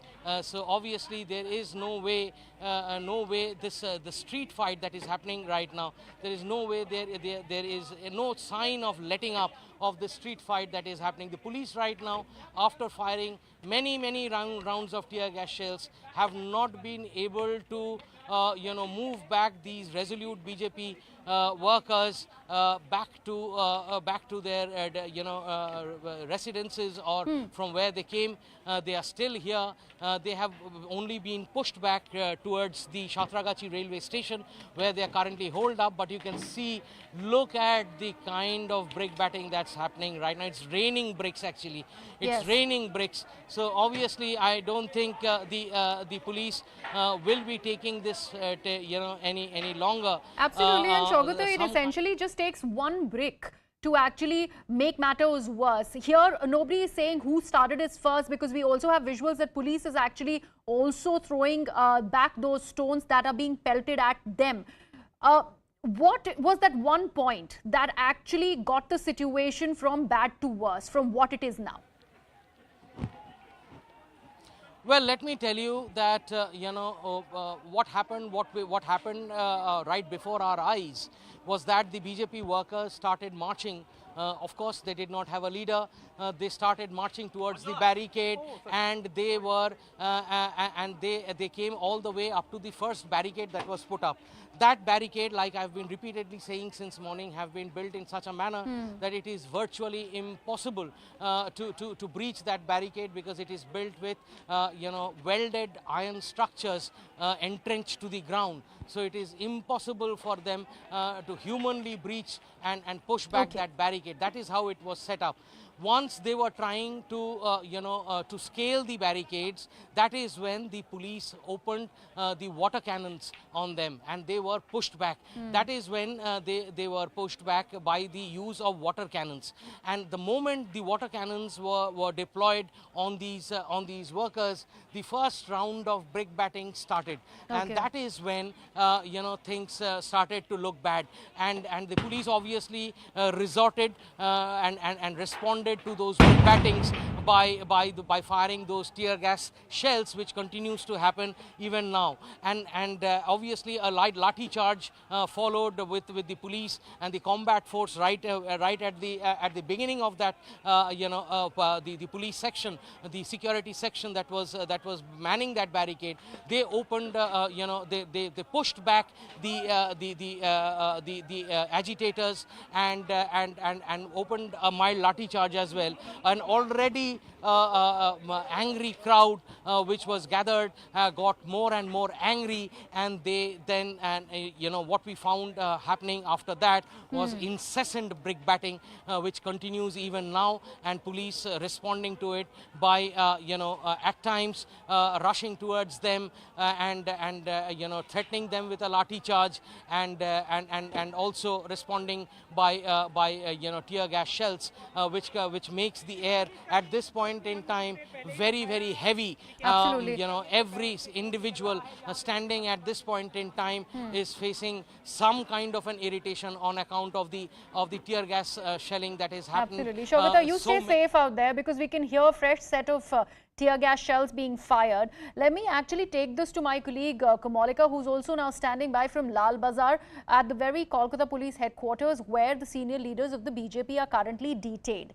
Kamalika, like Shogata was mentioning, a large section of the rally has been rendered leaderless because Suvendu Adhikari and Locket Chatterjee and others have been detained by the police. Seem to have lost that link with Kamalika. I will go back to Shogata. Shogata, of course, this was not part of the plan. And since Section 144 was in place, what we were told since the morning, that if at all there is resistance and they are stopped by the police, they are going to sit right there and do a dharna, do a agitation. It has become violent. This is how things stand. Is the police trying to actually go ahead, engage with the protesters, probably talk to them, or the situation is not like that at the moment? Well, I think the very basic reason why the police have not been able to strike a balance, or rather strike a reasoning negotiation with these agitators, is simply because of the fact that they don't have a leader with who the police can actually reason and bring things back under control. So right now there is this very angry crowd and a mob which has resorted to sustained continuous brick batting. I will ask my camera person Anshuman, who's been relentlessly bringing you these pictures right from the morning, to show you the condition of the road right in front of me, right in front of us. You can see, look at the road. You can't see a road. In fact, it is full of these missiles. It's full of these bricks. That will give you an idea as to the kind of violence that has been ushered upon by the force, the security force, which is trying to combat them. So obviously, any plans for a sit-in dharna at the point where they will be stopped has now gone haywire, as far as this particular arm of the Santragachi, arm of the BJP rally is concerned, because they are not willing to do that. They are they have engaged in a street fight with the police, and the police have nothing. Right now you can see some, I will ask my camera person Anshuman to point the camera towards the police, who are now trying to again launch a fresh round of talks, but I don't think that is possible because of this tear gas shells and fresh round of brick batting that has again begun. Again, that has fallen through. So this is exactly what is happening. The police trying to negotiate with the agitators. The agitators no mood to budge. A tear gas shell lands up in between somewhere. That makes the agitators even more angry, and they even go back to more brick batting, and things fall through. All right, that is exactly Shogata, take a breath. I would want you to stay safe. Let me actually take this across to Kamalika, who's now joining us from outside Lal Bazar, where the senior BJP leaders are detained. Kamalika, we are told that there have been more detentions. What can you see? Yeah, absolutely. This is where we are standing This is Lal Bazaar, and inside this, Suvendu Adhikari and Locket Chatterjee, they are in custody. They are in detention here inside the Lal Bazaar. As you can see, there has been huge deployment of security outside. All the senior police personnel are also seen here because a little while ago, here some of the BJP leaders, they came and they tried to protest here. And what we are getting, all of them, they have also been detained and they have been taken into custody. All right. That link that Kamalika was sending us, these are live visuals that were being played out of the Kolkata police headquarters in Lal Bazaar. This is where senior BJP leaders like Suvendu Adhikari and Locket Chatterjee are currently being detained and kept. And remember, there were leaders who were also protesting outside Lal Bazaar. Now we are told that even they have been detained. So we will continue to actually see what is the development that is coming out of Kolkata, because remember, the moment Suvendu Adhikari tried to actually lead that rally and get out of Kolkata from his Behala residence, he was stopped. He was detained by the police. Very, very dramatic visuals that we brought for our viewers. That detention really took place over there, and he's currently at the police headquarters in Kolkata. Let me take this across to my guests who are joining me on the broadcast. Professor Gargi Nandi Roy, who is a political analyst, joins me. Also joining me is Tanvi Das, who is a TMC sympathizer. Ms. Das, I'll take this across to you first. You know, what you see being played out in Howrah and Kolkata and the response that it has met by the TMC government. What are your first words on that? Look, right now I'm in home because that is my home. I'm not sure. Ms. Das, there's a problem with your audio link. We'll let you fix that. Let me actually take this across to Professor Gargi Roy. Professor Roy, you know, this possibly could have been dealt with better. Do you think it turned out to be an autocratic Mamata Banerjee that has decided to actually resist this entire rally in this particular way? We understand it's Section 144, but did West Bengal need this? No, see, they could have allowed school procession. Okay, they are stopping it at Santragachi, Howrah, and that has turned into a battleground. Women have been beaten up. I heard a rod into a woman's stomach. Now I heard the news from a Bengali channel that rod went into a woman's stomach. So what is this? See, we know this is not only a corrupt regime, this is a fascist corrupt regime. So this uprising, what you see, is the pent-up anger advances of the people against a corrupt regime. And let's remember, whenever there are regime change happens, this kind of political uprising happens. Let's not forget, Mamata Banerjee also came into power through this kind of agitation. Only her agitation was funded by a separate corporate body. I'm not taking the name. You know, agitation against Shivur and all funded. So she also did agitation. So now she's rattled this agitation because she's remembering that now. But whenever there's a regime change, this kind of agitation will happen. And BJP as the main opposition, BJP has got so much support. It has got 2.28 lakh votes. So many people in Bengal supported BJP. And the kind of corruption we have seen, it is not, they are not thieves, poets, robbers. Bengal, more than 1 lakh vacancy in government schools. There's teachers. Schools after schools are closing, and there we see youth are protesting for more than 500 days, and people are buying jobs. They are paying 15-20 lakhs, and money, you see piles of money from the houses of the aides of the TMC ministers and all. Yes. And they're seeing a kind of coal smuggling, cow smuggling, teachers recruitment scam, you name it, everything happens in Bengal. And plus, this kind of terror unleashed upon the people, which we have also seen last year after the after the election, the post-poll violence, the kind of rape and murder that has happened. Actually, BJP leadership should have taken out this kind of protest that time only, when that kind of terror was unleashed. It is late. This kind of protest should have been before against fascist regime. Okay. Dr. Roy, please hold your thoughts there. We're playing some live visuals that are coming out of Howrah. We have the visuals of a car that possibly has been torched. These are visuals that we are playing out. We are yet to ascertain which place in Kolkata or Howrah are we talking about over here. Is it near Santragachi? from where Shogata has been reporting, from where the rally was supposed to emanate, because you can also see the barricade that has been placed by the police, the semi-permanent barricade over there, where the people, where the BJP workers also have reached, and they're trying their best to breach the barricade. And of course, there is water cannon that is being pressed into service. You can see water cannon actually really being sprayed over there at the protesters, and it does seem to me that this is a police vehicle that has been torched. You can see those visuals on the right side of your screen where the police is trying to actually salvage what is remaining in that police car. We are yet to ascertain what are the exact details. I can only describe what I see on the visuals on your screens there. The tear gas shelling continues, and the protesters are met with water cannon right at that very barricade, which they are trying their best to breach. Tanvi Das is also back with us on the broadcast. Ms. Das, I was asking you that question. Don't you think the TMC government could have met with this resistance in a better way? What better way do you want? What better way? These BJP people are hooligan. Why we are not accepting these BJP people? Because we are saying that these BJPs are outsiders. Why we are saying that? Because today is Tuesday. Tuesday is the Mangala Haat. You don't know the Mangala Haat.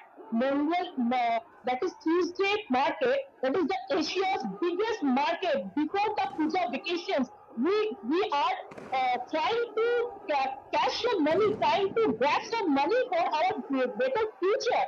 For the whole year, for the earning for the whole year, we are suffering. And what the situation we are now seeing on the road, the car is burning, the papers from the railway station, they are throwing to the policemen, and you are expecting better things from us. Ms. Das, it's a democracy. If the BJP decided to actually organize a rally, why can't it be allowed is the question. And this is not something that was required. You can see the kind of people who have... This is the hooliganism. This is not the education. This is the hooliganism. The throwing pebbles is not the education, the part of the education. Don't teach me that what is the education and what is not. Because TMC has the great... Ma'am, this was a march to the secretariat that was announced by the BJP much in advance.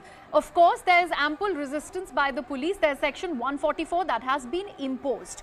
Why this semi-permanent barricades being put up and everything? Obviously, if a person decides to go ahead and go along with a rally that has been planned, and if they are wanting to protest in a peaceful manner, obviously there are two things, there are two sides to a coin. Okay, all right, let me actually take our viewers through what is happening on screens right now. These are visuals from Howrah, very close to that barricade that I was talking about. Just a few minutes back, there has been fresh tear gas shelling that has happened. You can also see RAF that is trying to shoo away the BJP protesters. You can see those visuals. We are trying to get you these top shots so that you can see what is happening. This is a bird's eye view sort of that will actually help you understand that this is what the situation has come down to. The protesters and the rapid action force and the police are at the same place on that side of the barricade where they are trying to actually disperse the people from coming close to the barricade. Remember, there were a lot of people who had come to the barricade and they were trying to actually breach it. That's when there were fresh set of tear gas shells that were fired, and now RAF and police are trying to actually go ahead and manhandle the workers and the protesters and shoo them away. Let me actually take this across to Shogata, who is constantly reporting live from that very spot. Shogata, take us through what is happening. Right now, the situation continues to remain, as critical as it was about an hour ago. You can see the combat force, the police personnel over here, still standing on guard. They are still at the receiving end of these, missiles that are being thrown at them, regularly. There is no let up on that. there is one big problem that I think the police is currently facing over here, which is that since the BJP workers are holed up inside the Santragachi railway station, and that is obviously an RPF area. It is outside the jurisdiction of Bengal police. The Bengal police cannot proceed any further. There is a jurisdiction issue over here, which has given a tad advantage to these protesters because they are, they are launching this brick battings and then going back to the railway station, which is why the police cannot go over there. Although the railway police force over there have put up a barricade so as to prevent these agitators from coming any further, but that barricade doesn't seem to be holding because once in a while there is this war cry we can hear from the agitators, which is responded to by a counter war cry by these police personnel right in my background, and both sides chasing each other. So that's kind of a street fight happening.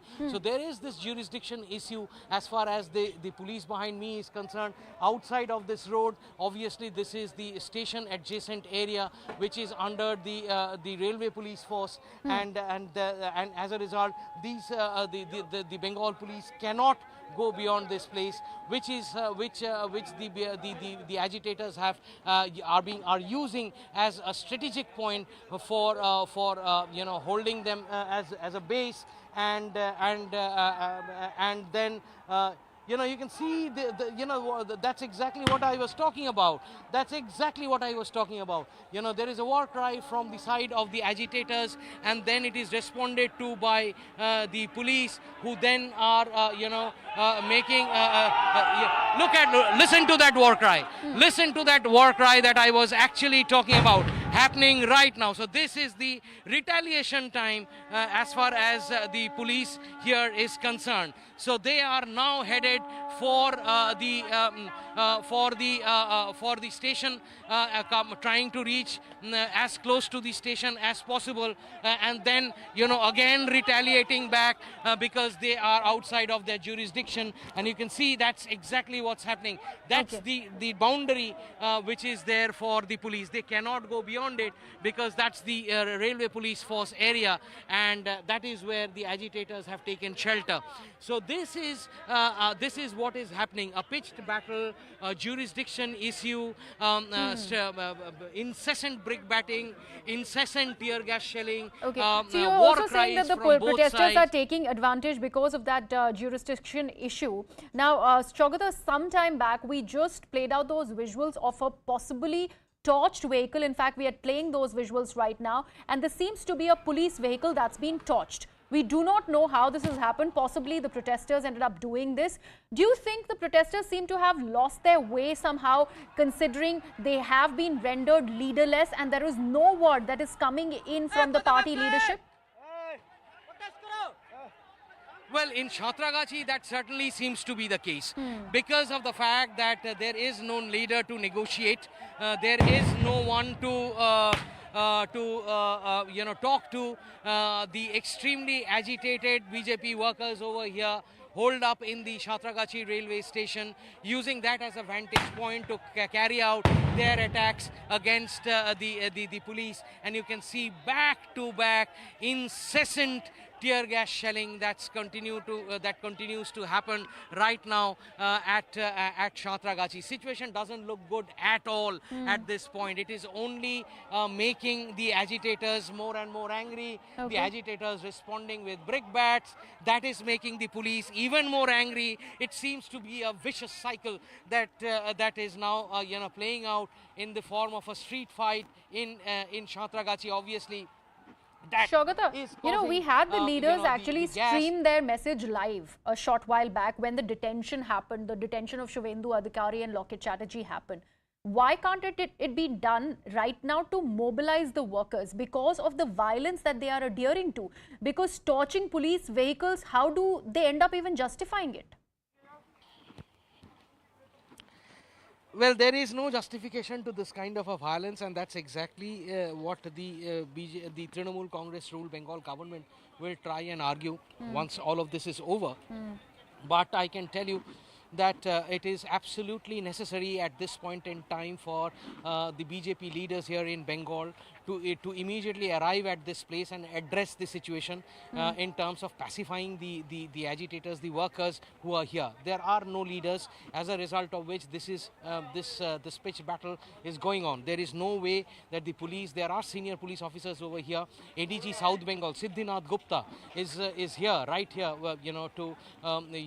I saw him make a move, trying to talk to some of these agitators, but obviously since there is no leader, no one would listen to them. There is no way that the agitators can actually, be pacified. No one person can take responsibility.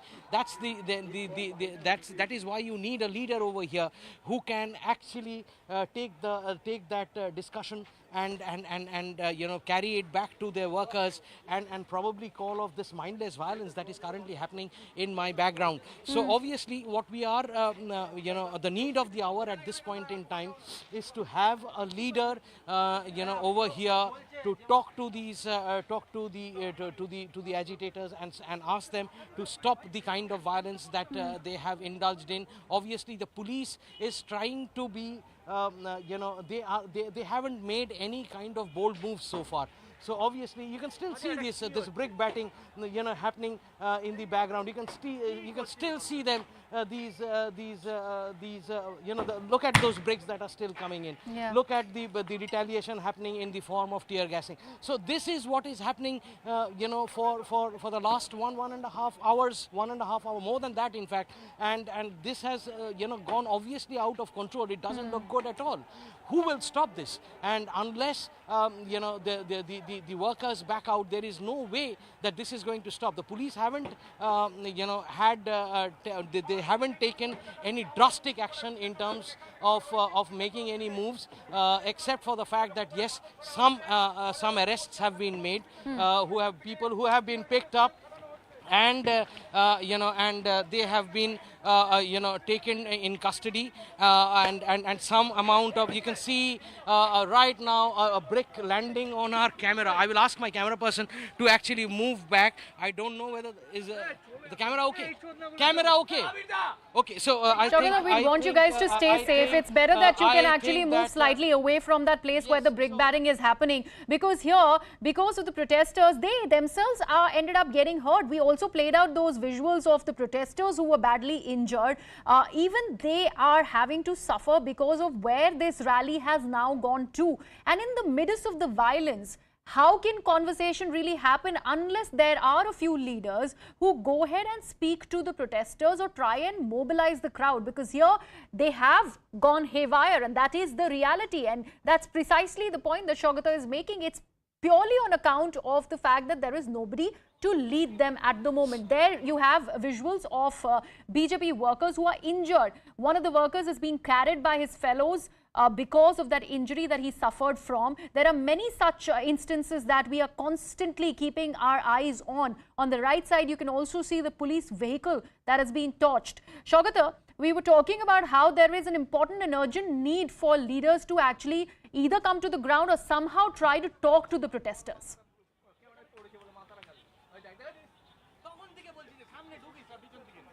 All right, we don't think Saugata he's possibly trying to adjust his camera and go and take a vantage position or a safe position so that he and his colleague is not, sustaining any kind of injury whatsoever. We'd not like that, and this is something that we must actually adhere to, because Saugata has already, suffered a minor injury because of one of the brick batting that happened, and he ended up getting that brick landed on his shoulder. So we would see to it that our colleagues are safe as they cover this mega face-off and showdown that we are actually reporting from West Bengal. This is something that is unprecedented. The violence also is something that you can all see. There is police vehicles that is being torched. There are workers who have ended up sustaining a lot of injury. There are senior BJP leaders who have been detained by the police. They are currently at Lal Bazar at the police headquarters of Kolkata. And all of this being reported out of the state of West Bengal because the Mamata Banerjee-led TMC government has actually advised that the police should not be allowing this Nabanna Cholo rally that's been organized by the BJP to continue. So what has happened since the morning is that the West Bengal police action is out there on display against BJP workers who were trying to reach Kolkata from Nabanna for this Nabanna Abhiyan, where this is also called the March to the Secretariat, which is what they are trying to do. This, of course, is their bid to actually talk about the kind of corruption that has come to light against the TMC government. Now, this entire rally is one of the biggest when it comes to the party campaign since its 2021 poll defeat. This continues in Howrah and in Kolkata. Thousands of party workers have been arrested and detained at several districts. Several BJP leaders, and this includes the leader of opposition, Suvendu Adhikari and Locket Chatterjee, among others who are currently in detention. My colleague Shaugato is back with us on the broadcast. Shaugato, the point that we were making earlier, how it's a very, very urgent need for one of the leaders or a few of those leaders to actually come to the ground or somehow reach out to the workers to try and mobilize them so that this violence at least stops. Exactly, that is the need of the hour at this point in time. However, there is no one because the administration itself has set up barricades on the entire route to ensure that no leaders are able to reach this point. So obviously, it's a vicious cycle of administrative issues that is now plaguing and ailing Santragachi at this point in time. We can see some movement happening as far as the police force is concerned. There is a retreat that is happening. You can see these officers getting beaten up, at the receiving end of those bricks. They are now retreating. I think there is this attempt to go beyond the other side of the barricade that has been set up. I think the police is retreating. And which is why we might just see a fresh round of action take place right at all of a sudden once again. We are not exactly sure how that is going to play out, but look at the kind of look at the way brick batting is currently happening and how the police is trying to defend it. Okay, so now glass bottles are also being thrown on the road, so that is a little more. So the see. Shogata, it's best that you back off from that location, back up a bit. Directly targeted. Yes, because this is going to be very, we are trying to back off. Yeah, it's evidently clear that the mob has actually turned slightly more violent than what it was. From bricks, it has now gone down to glass bottles. I'd request my colleagues who are covering this protest, especially Shogata, who is at the epicenter of it all, to actually stay safe. Shogata, we're also being told that Shukanto Majumdar, who was leading that rally at Howrah Maidan, he too has been detained by the police. So all the BJP leaders who were supposed to preside over these three rallies to converge at Santragachi, all of them seem to have been detained. That's exactly why I think the mob has turned even more violent, because news is reaching them that their leaders are being detained. And you can see the response that the police is now making. They were trying to back off, they were trying to retreat, which is when the fresh brick batting happened, and now the police have again gone a step forward and are responding to those brick bats by throwing back some of these bricks that are being thrown at them, and also obviously the tear gas shells that are being fired. So we'll have to see as to when this constant cycle of attack and counter attack, bricks and tear gas shells, all of that continue. And when does this end? Because this obviously has been going for far too long. And with all leaders detained, with most leaders detained, most of the route now completely blocked for vehicular traffic movement. No one to address these workers who have gone absolutely ballistic and are very angry. Continue to target the police with these bricks. It is becoming all the more difficult by the minute. the situation doesn't look good at all, and that is why maybe in any kind, you can see those glass bottles which are now being thrown at the police. Look at those glass bottles which are being thrown at the police. The glass bottles breaking when they fall on the ground. Obviously is a cause of concern. Is a cause of major concern. Because that can lead to any kind of injury. Once that happens.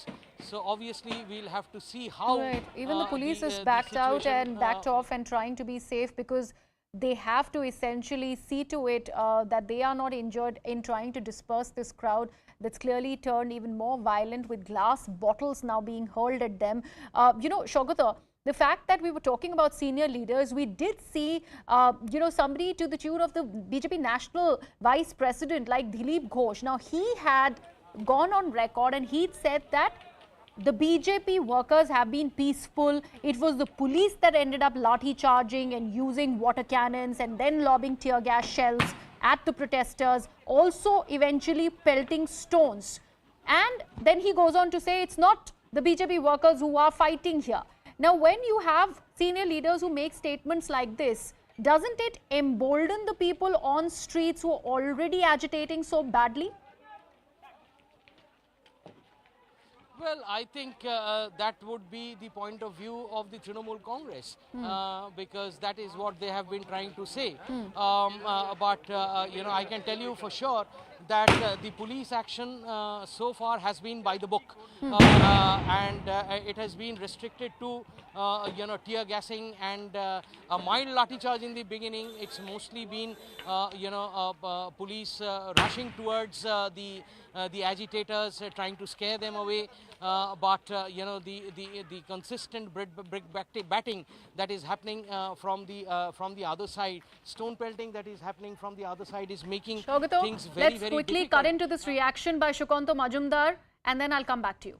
বিজেপির এই সংখ্যা দেখে তিনি বুঝতে পেরেছিলেন যে কত মানুষ এখানে আসবে, এবং যে মানুষ এসেছে আজকে আপনারা দেখেছেন এটা হচ্ছে 30% অফ দ্য টোটাল আমাদের যা এক লোক আসার কথা ছিল তা 70% লোক রাস্তাঘাটে পশ্চিমবঙ্গের বিভিন্ন জায়গায়, কিছু লোক বাড়িতে, কারণ কিছু লোককে গতকাল অ্যারেস্ট করে অ্যারেস্টও দেখায়নি, ডিটেন করেছে, করে তাদেরকে বাড়ি পৌঁছে দেওয়া হয়েছে যাতে তারা এখানে পৌঁছতে না পারে। এইভাবে অগণতান্ত্রিক পদ্ধতিতে আমরা আমাদেরকে গ্রেপ্তার না করা পর্যন্ত, গ্রেপ্তার করলে আমরা চলে যাব। কিন্তু গ্রেপ্তার কাকে করতে হবে? সিপি কে এসে আমাদেরকে গ্রেপ্তার করতে হবে। সিপি কিন্তু ছুটিতে আছে বলছে, এই একটু আগে ওনার সাথে কথা হয়েছে।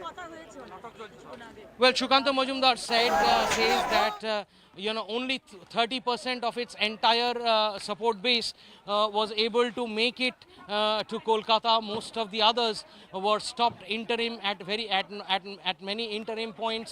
Some of them have even been stopped, from detained, arrested from their homes when they, even last night. So obviously the kind of police action that have happened, even before the rally began, has put things in this particular situation.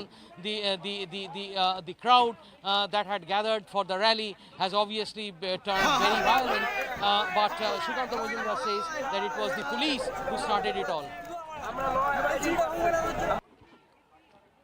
Shukanto Majumdar, he has been detained at the Havra Maidan. We have one of the senior leaders, but not one word to the protesters. Probably something to mobilize them was best.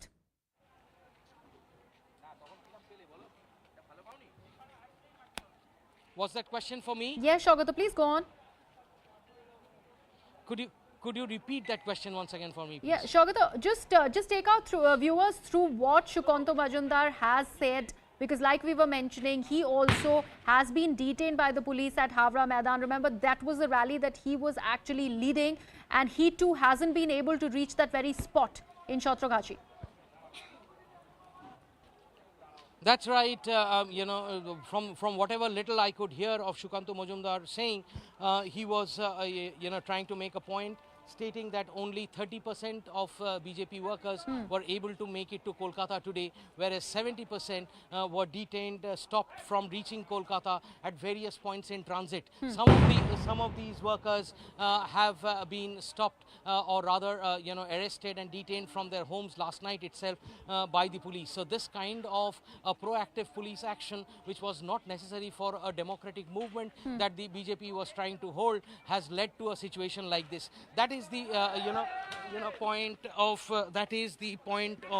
the BJP state secretary. I would ask my camera person to move back a little more because the bricks are now landing right at my feet. Because I think the agitators are moving towards this point where I am currently standing.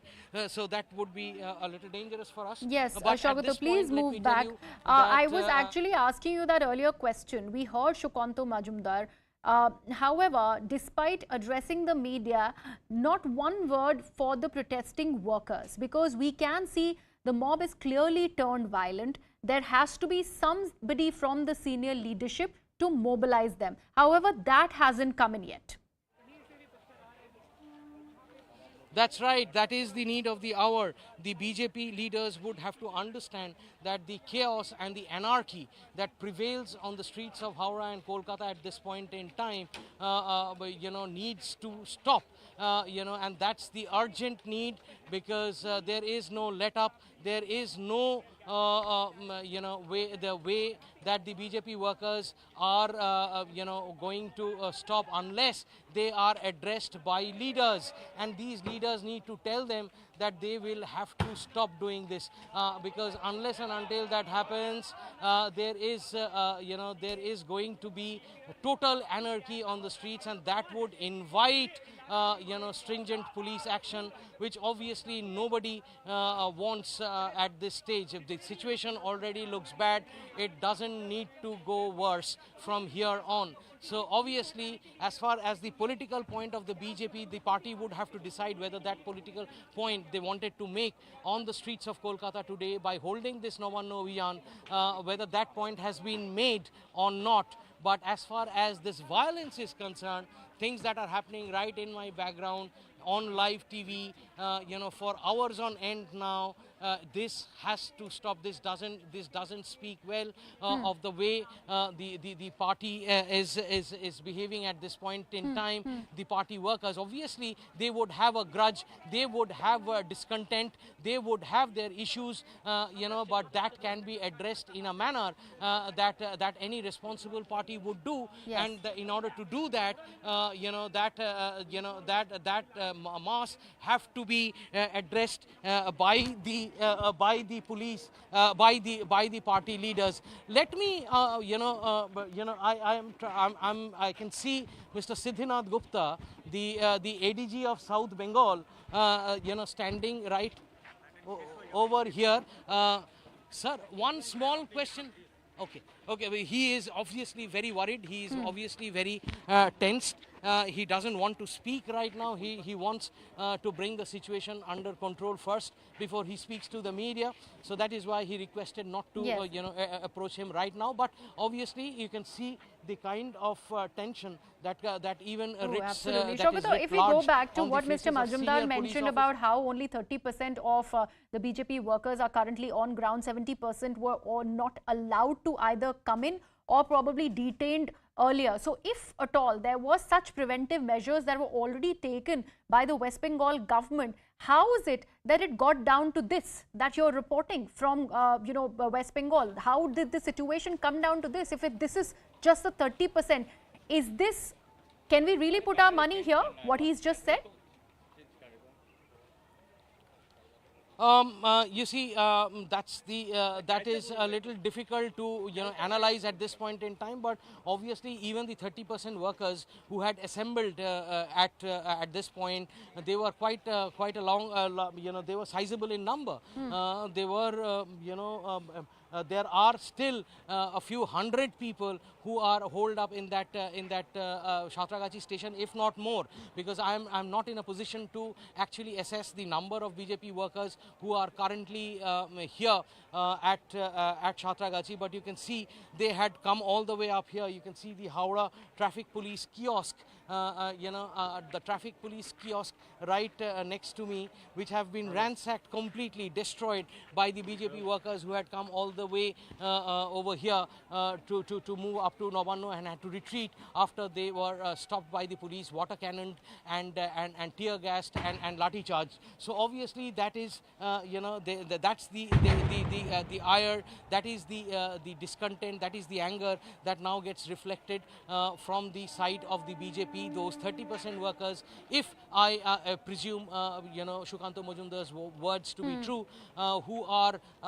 still holed up over here, are still quite a large number, and the kind of assault that they have launched on the police over here, that has left even senior police officers who are present at the spot tensed and worried. They are pretty anxious. I can see yes, that absolutely. written large We on would their allow you to actually catch your breath over there. Also try and get a word from the senior police officers who are currently over there, and let you also ascertain more facts for our viewers as to the situation on ground.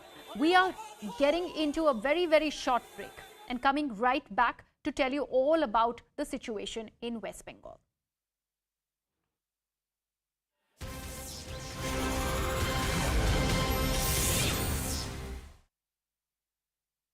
NCR in a month. A few weeks back in Gurugram, a man assaulted a security guard after he was rescued from an elevator which got stuck.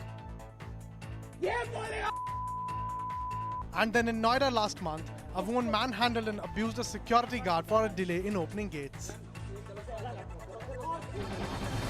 Actor Jacqueline Fernandez, who's been named as an accused in the 200 crore extortion case involving conman Sukesh Chandrasekhar, has been issued a fresh summons asking her to appear before the Delhi police on the 14th of September. This is the third time that the actor has skipped. In fact, the first two, she said that she had busy work schedule. On the request of the Goa government, the Home Ministry has recommended a CBI probe into the murder of BJP leader and TikTok star Sonal Phogat. In fact, she was found dead in Goa on the 23rd of August after consuming drugs allegedly administered to her by her personal assistant Sudhir Sangwan and his friend Sukhwinder Singh. Bengaluru's excruciating traffic made one doctor make an unthinkable decision. Dr. Govind Nandakumar was on his way to work to perform a gallbladder surgery when he got stuck in traffic. 3 kilometers, Wodi, hospital. Realizing that a delay could put his patient in harm's way, the doctor ditched his car and ran for 3 kilometers to perform the crucial surgery.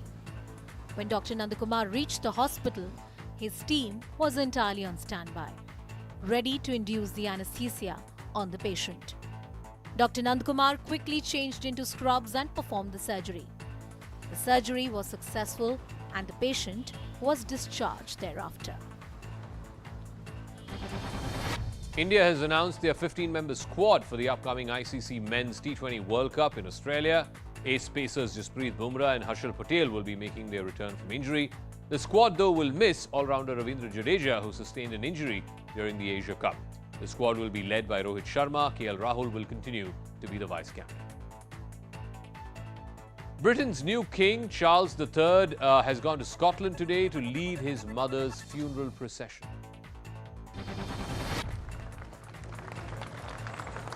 Many mourners broke out into tears, seeing the hearse carrying Queen Elizabeth's coffin pass through the palace of Holyrood House Gate.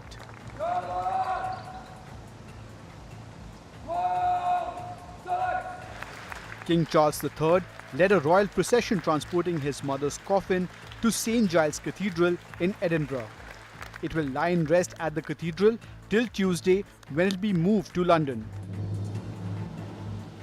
Earlier in the day, King Charles and Queen Consort Camilla visited Westminster Hall in London, where both Houses of Parliament offered their condolences.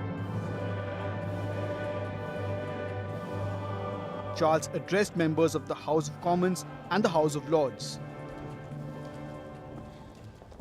The new monarch's address to the British Parliament was very significant because it was the first to happen in a televised era. A massive earthquake struck Papua New Guinea, leaving large cracks on the roads.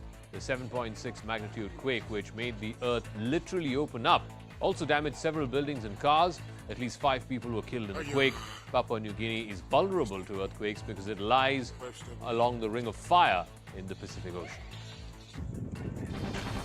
Russia says it conducted air raids on Kharkiv even as it was retaken by Ukraine's troops during a lightning-fast counteroffensive. Dozens of towns and villages have reportedly been liberated from Russian forces who fled eastwards and offered little or no resistance. But Ukraine has warned that the recaptured territory will need to be secured in event of a possible Russian pushback. Taiwan claims that at least 17 Chinese aircraft crossed the median line of the Taiwan Strait, which normally serves as an unofficial boundary between both sides. Beijing has been continuing its military activities near the island in response to America's alleged interference.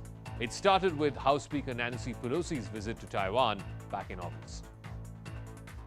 Meanwhile, Taiwan's president claims that China is using cognitive warfare against the island. Let me explain what that means. It means breaking the enemy's resistance without fighting. It means spreading misinformation, using public opinion, planting false narratives in social media, and of course using legal means to gain international support. It also means demoralizing the enemy soldiers and civilians. A Taliban member's attempt at flying an American Black Hawk chopper went horribly wrong. The chopper can be seen swirling dangerously above a military training base in Kabul. But within the next few seconds, it crashes to the ground. The Taliban member who was flying the chopper, a training pilot and 1 crew member were all killed in the crash.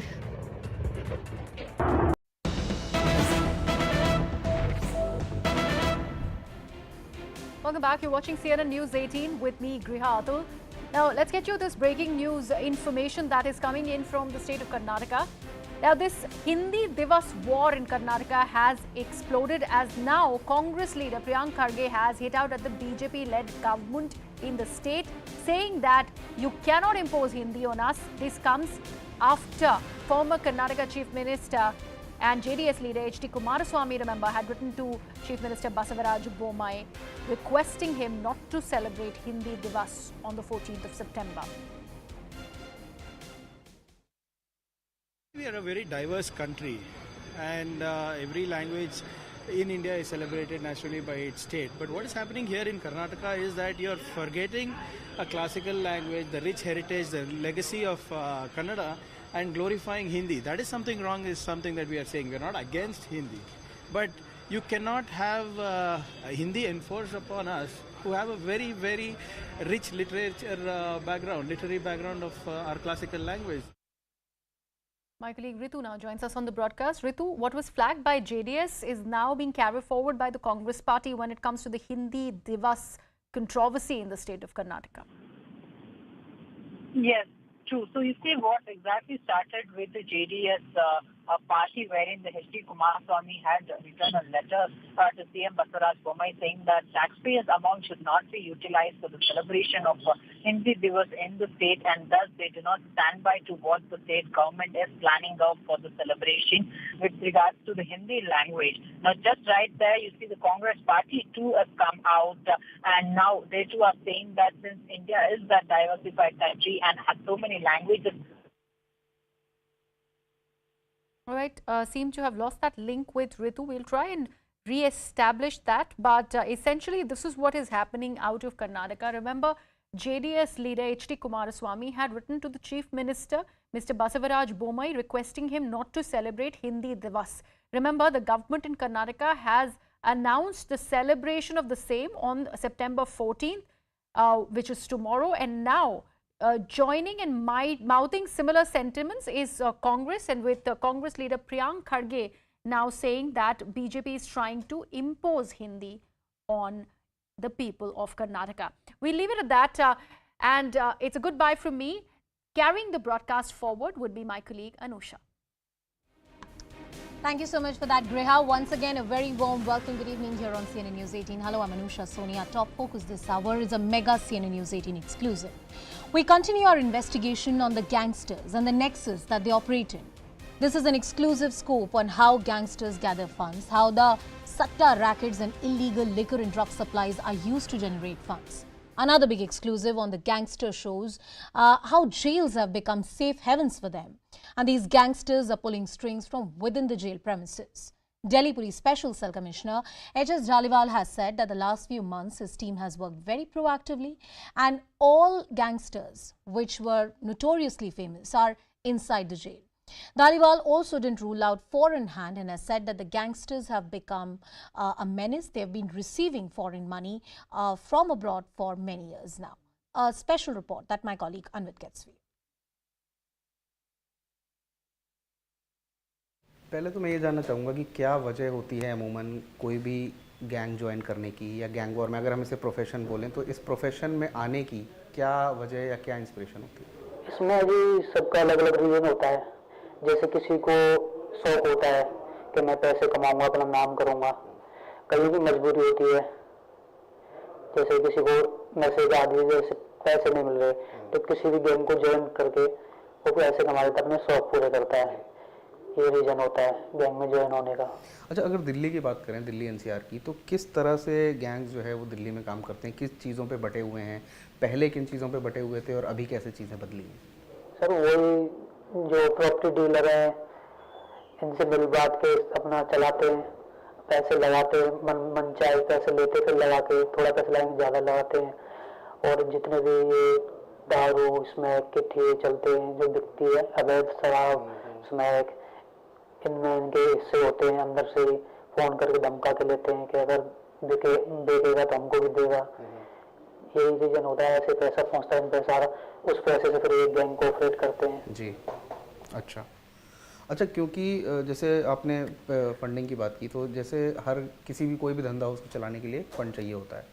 तो अगर एक किसी gang की बात करें तो कहाँ से फंड्स अरेंज करते हैं, किस तरह से पैसों का इंतज़ाम होता है? पैसों का इनकम ऐसे ही होता है सर, इनका सर्कल बहुत बड़ा होता है। जो बड़े बड़े गैंगस्टर होते हैं जितने भी हैं दिल्ली में, हरियाणा में, सब जितने भी हैं, इन्होंने बहुत सारे लड़के ज्वाइन कर रखे हैं, सबको काम दे रखे हैं अलग अलग कि भाई तू स्मैक बिकवाएगा, तू अवैध दारू बिकवाएगा, तू अवैध सट्टे जुए चलवाएगा। ऐसे सबको अलग अलग काम दिए जाते हैं। तो उन कामों से, गलत कामों से उनके पैसे जाते हैं, उनसे फिर वो गैंग कोऑपरेट करते हैं सारी। अच्छा, ये धंधा मोस्टली डर पे ही चलता है? हाँ, डर पे भी चलता है। तो जो वेपन्स वगैरह आते हैं आज के ज़माने में, क्या गैंग्स के क्या हथियार हैं पसंदीदा, कहाँ से आते हैं, कितने में मिल जाते हैं आसानी से? ये इसमें कट्टे तो जो रखते नहीं गैंगस्टर, इसमें रखते हैं 32 बोर की पिस्टल ऑटोमेटिक सेमी, जिसकी एक पिस्टल की कीमत होती है 30,000 रुपये। अच्छी क्वालिटी का होगा तो 50,000 रुपये, 60,000 रुपये, 1 लाख रुपये तक के होते हैं। वो सारे वो MP, बिहार, यूपी, यहीं से इनके जो भी नेटवर्क होते हैं, इनके संपर्क होते हैं, तो वहीं से सारा का सारा असला, पिस्टल, तमंचे जो भी आते हैं सब वहीं से आते हैं, MP, बिहार से। एक गोली का रेट होता है 300 से 250 रुपये का, और पूरा इकट्ठा मतलब एक डब्बी होती है जैसे जिसमें 20 होते हैं, 16 होते हैं, वो 5 से 6 हज़ार के बीच में मिल जाती है। तो दिल्ली एनसीआर में कितना आसान है खरीदना हथियार? अगर इलीगल हथियार खरीदने हो या गोली वगैरह खरीदने हो तो कितनी आसानी से मतलब अवेलेबल है? बहुत आसानी से अवेलेबल है, क्योंकि जितने भी गैंग हैं सबके कॉन्टेक्ट हैं हथियार सप्लायरों से। अब सब पे हथियार आ जाते हैं MP से, बिहार से, उनके कॉन्टेक्ट, वो दिल्ली में ही सप्लाई दे के चले जाते हैं। Sir, as far as the gangs in Delhi are concerned, how does the Delhi police look at them? How big are the menace they are? See, gangs, some time ago, I would say there were a lot of bloody shootouts, there was court shootout involving Jitendra Gogi, and quite a number of sensational killings. But I think in last few months, our teams have worked very proactively, and in fact all the notable gangsters, all the gang heads, they are inside jail. Whether it is Kaushal Chaudhary, Bambiha, vertical gang members, which include Neeraj Bhavana, Naveen Bali, Tillu Tajpuri, etc., they are all inside.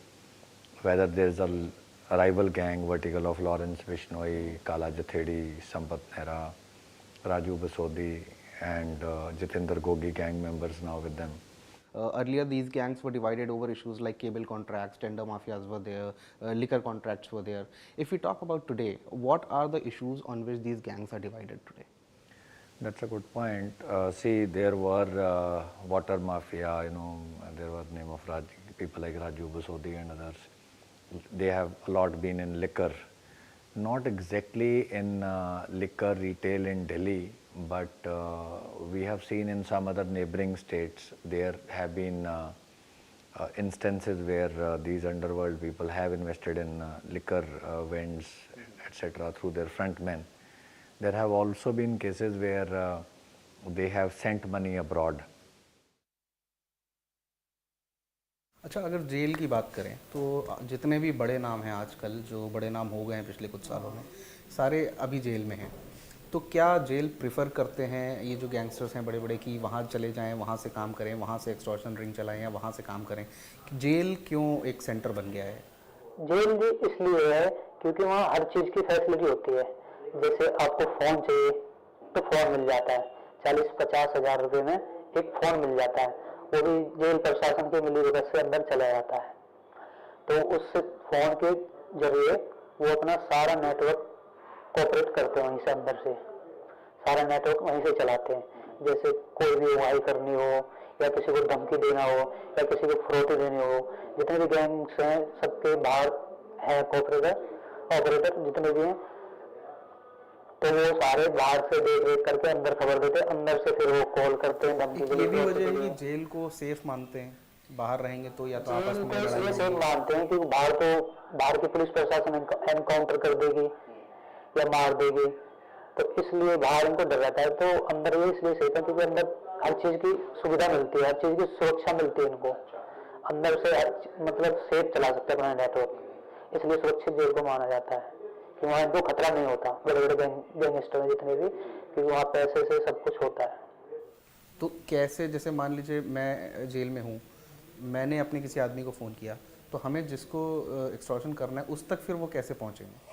अंदर उनका पहले recce करी जाती है, उनके office पे जहाँ बैठते हैं किसी तरह उनका नंबर निकाला जाता है, फिर उन पर फ़ोन किया जाता है, फिर उनको धमकियाँ मिलती हैं कि इतने पैसे चाहिए नहीं तो तेरे को मार दिया. और मार दिए भी जाते, नहीं देते तो वैसे ही मार देते हैं. अच्छा. बहुत सारे लोग मरे हुए हैं, आए दिन न्यूज़ में देखा होगा आपने कि फिरौती ना दे तो धमकी पे मार दिया, तो ऐसे होता है. तो ये जो लोग, जिनको आप लोग अंदर से फ़ोन करते हैं कि आपको करना है, अगर फिरौती के पैसे नहीं आए तो आपको मारनी है गोली या आपको गोली चलानी है.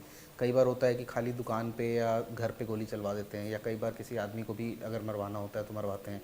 तो क्या ये जो शूटर्स हैं जो बाहर हैं जेल के, क्या ये बहुत इजीली अवेलेबल हैं और कितने पैसों के लिए लोग मान जाते हैं काम करने के लिए? पैसे के लिए यही है कि वही किसी को 50,000 रुपये में मान जाता है, कोई 1 लाख रुपये मान जाता है, वही उनका शौक मौज पूरे हो जाते हैं.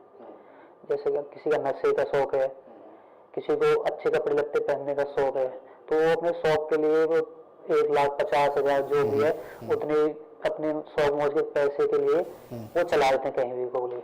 अच्छा, क्या ये सच है कि कई बार पुलिस से या लोकल पॉलिटिशियन से शय मिलती है काफ़ी ज़्यादा जो बड़े नाम हैं गैंगस्टर्स को, क्योंकि वो दोनों ही एक दूसरे को इस्तेमाल करते हैं, और किस तरह से? बाहर का तो पता नहीं, अंदर जेल का तो ये है कि पैसे से पूरी शय मिल जाती है, प्रशासन पूरी शय देता है पैसे से. अच्छा. अंदर जेल प्रशासन होता है जो. अच्छा. बाहर का भी देता है, बाहर का भी लोकल पॉलिटिक्स में मिल के काम करते हैं बहुत सारे गैंगस्टर जो भी हैं, तो इसमें मिली भगत होती, बाहर भी होती है थोड़ी बहुत. तो जैसे जेल प्रशासन की आपने बात की, तो इसमें जेल प्रशासन का क्या लालच रहता है? जेल प्रशासन का तो यही लालच है, जैसे मान लो एक सैमसंग का फोन है टच, बाहर मिल रहा है 15,000 रुपये में, वो अंदर लेके दे रहे हैं उसको, जो मंगा रहा है वो फोन खरीद के भी देगा, और अंदर ले जाने को उस फोन को 50,000 रुपये लेते हैं ऊपर से बस सिर्फ अंदर ले जाने के लिए. अच्छा. गैंगस्टरों को हाथ में देने के लिए 50-60 हज़ार रुपये तक ले लेते हैं। अच्छा, how does it happen that people, these gangsters feel safer in jails and they've been operating this entire extortion rings from the jails? How has the jail become the epicenter of Delhi's gangs? See, now there are 2-3 dimensions to this. One, there have been occasions when they have managed to smuggle in phones in jail. Like you mentioned Neeraj Bhuwana. Neeraj Bhuwana is in a very high security this thing. I myself visited that cell. So there's very little chance of any phone reaching there. There are a lot of fringe elements. There are a lot of people who are sitting abroad. You know, these days voice over internet protocol and VoIP calls are very common. So they give them some sort of anonymity. That is what they think also. By which we have seen that a lot of people who may not be even part of their gangs have been making these calls and trying to extort. What is Delhi Police's approach when it comes to curbing the gangs and those operating from jails and those operating outside of their behest? What is Delhi Police's approach? How does Special Cell, which is one of the units that has been working on Delhi's gangs since years, what approach will Delhi Police take to completely curb it? See, now you must remember that jail is an independent institution. It comes under the state government, and Delhi Police though continuously works on it, and we have been working to find some solutions also, and jail authorities are also very well aware. There have been very notable cases in which Delhi Police has arrested people who have been conniving to smuggle in mobile phones. Even jail staff has been arrested, and that is quite a strong measure. Contrary to sometimes what is a perception, it is not that there's like these gangsters are having ready access to phones all the time. It's not that also. But jails worldwide, if you look at it, there have been instances even in the very high security prisons where people have managed to smuggle in some sort of a mobile device for a limited period. We just talk about funding. Have the Delhi Police been able to intercept some of these funds coming in? What is the modus operandi, and are these mostly hawala? Yes, they have been, I mean, in a very, not a connected case, but a separate case, we caught a hawala, terror hawala kind of a person who was getting funds from South Africa and for long number of years. In fact, the seizure was also quite significant. His associate was caught with 10 lakh rupees. He was in Rajouri and he was doing terror financing to Hizbul and Lashkar-e-Toiba. And his other associate, we arrested him in Delhi. So 7 lakh was recovered from his possession. And over long number of years, they had managed to funnel in quite a significant bits of money into this network. As far as gang sending money abroad is concerned, that also is on our radar. And in the past also, some of the weapons that have been recovered from gangsters and their henchmen have been Pakistan made. So how important is this issue, and how Delhi Police sees it, that are the weapons coming in from across border also? See, the markings on weapons are not, can't pinpoint to a particular this thing, but there is a great chance that there was some element of cross-border thing, because under-barrel grenade launcher and detonators and grenades, so they are not very, those markings were not commonly, they were not native to this area. But to definitively point out will be difficult, but there could be an element of cross-border thing in it.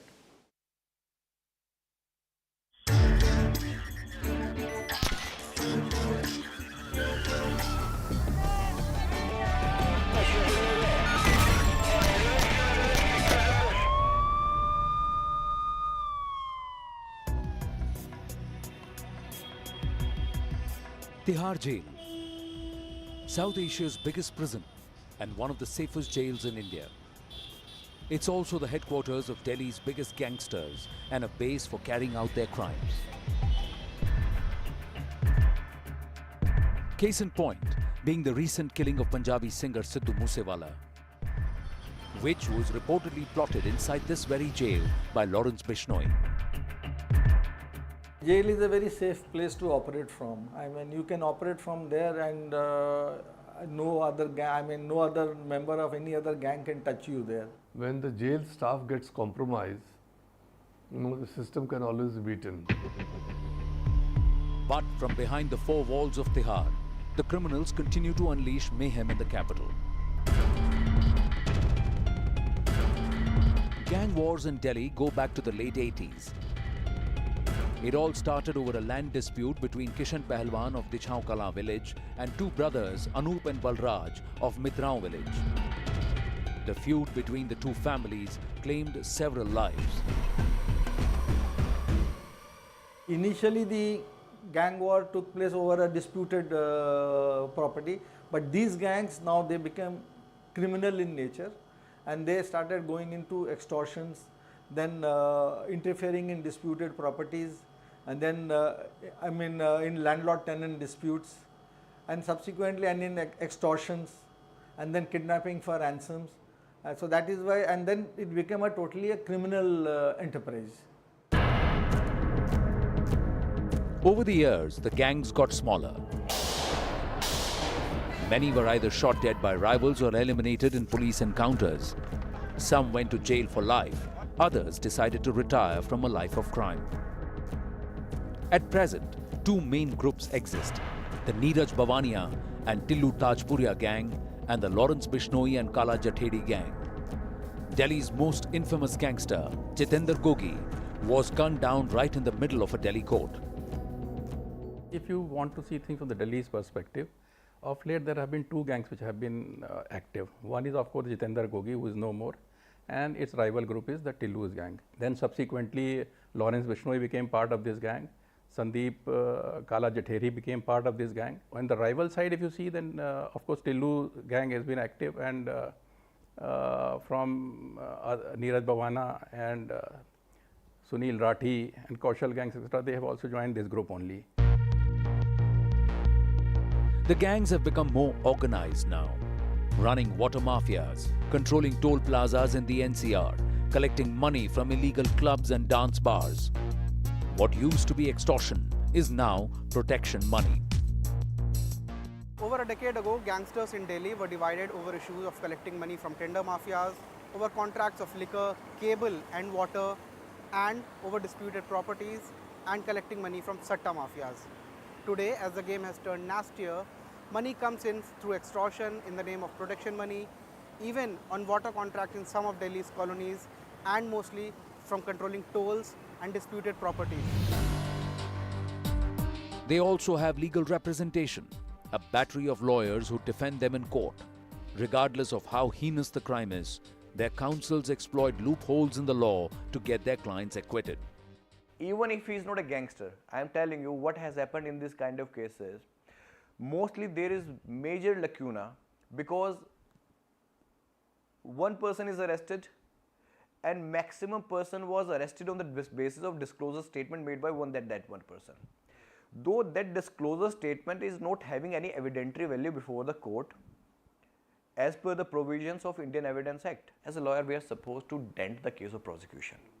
And it's a settled principle that benefit of doubt should always be given to the accused.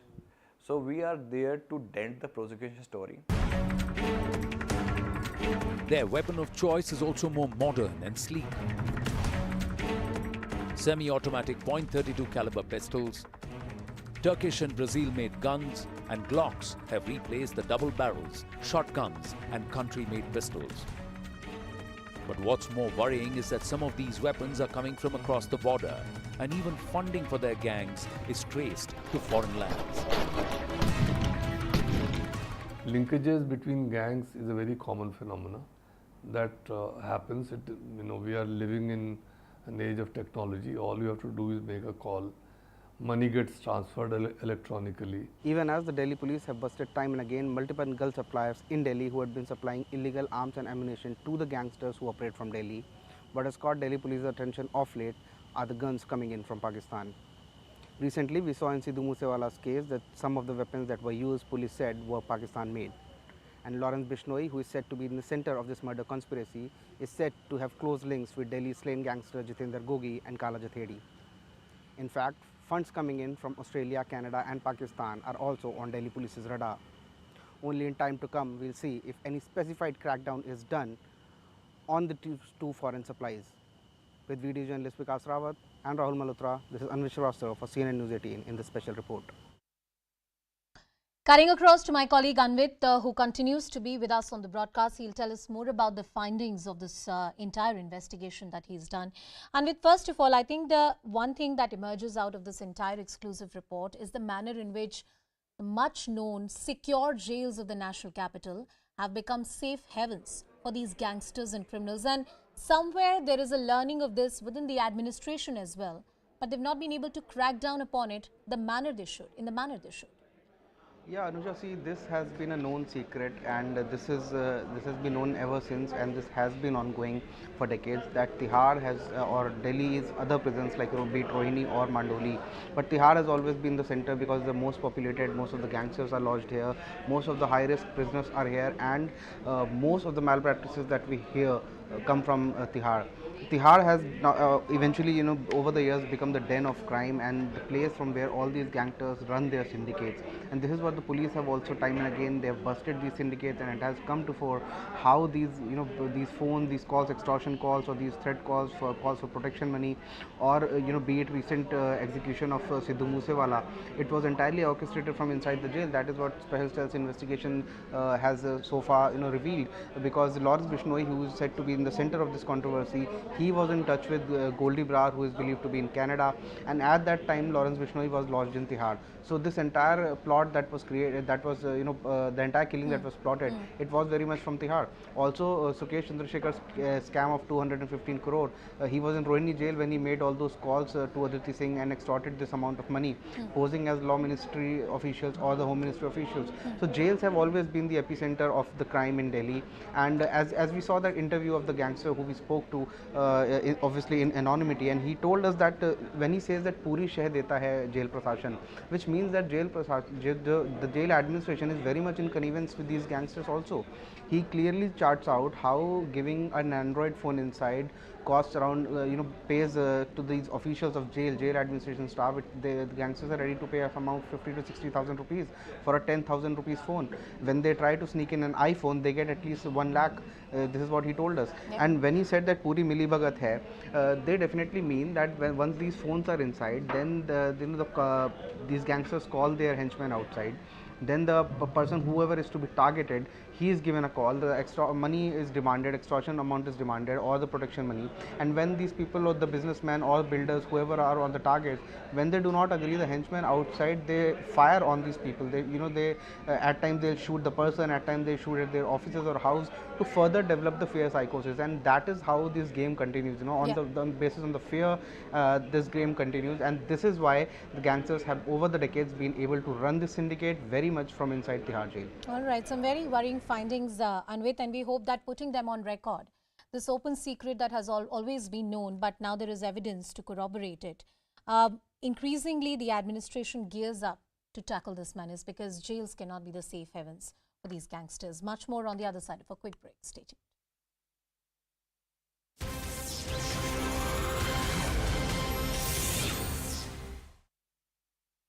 Train was coming down the track at an extremely high speed, and if he hadn't stepped back at the nick of time, he wouldn't have made it alive. The Congress, which is in the middle of its Bharat Jodo Yatra, today tweeted a pair of shots resembling the RSS's khaki knickers on fire with the caption, 145 days more to go. The BJP hit back by saying that this was the Congress that was instigating violence, hurting nationalists and lighting fires, and the post exposes the lies behind the yatra. The National Investigation Agency conducted raids at 60 locations across Delhi, NCR, Punjab and Haryana to try and crack down on gangs as well as crime syndicates. The raids come after the Delhi Police Special Cell registered 2 FIRs under the UAPA against 10 gangsters who belong to the Lawrence Bishnoi gang, the Bambiha gang and the Neeraj Bhavana gang. a team of the officials, they reached here around at 6 a.m. this morning. In fact, we have been told that there are 5 to 6 people from the NIA agency, and they are currently, investigating and questioning all the people who are part of this particular residence. Apart from it, we have been told that there are different locations as well which are being raided. So there are multiple gangsters where the raids are currently ongoing. Their residences are being raided.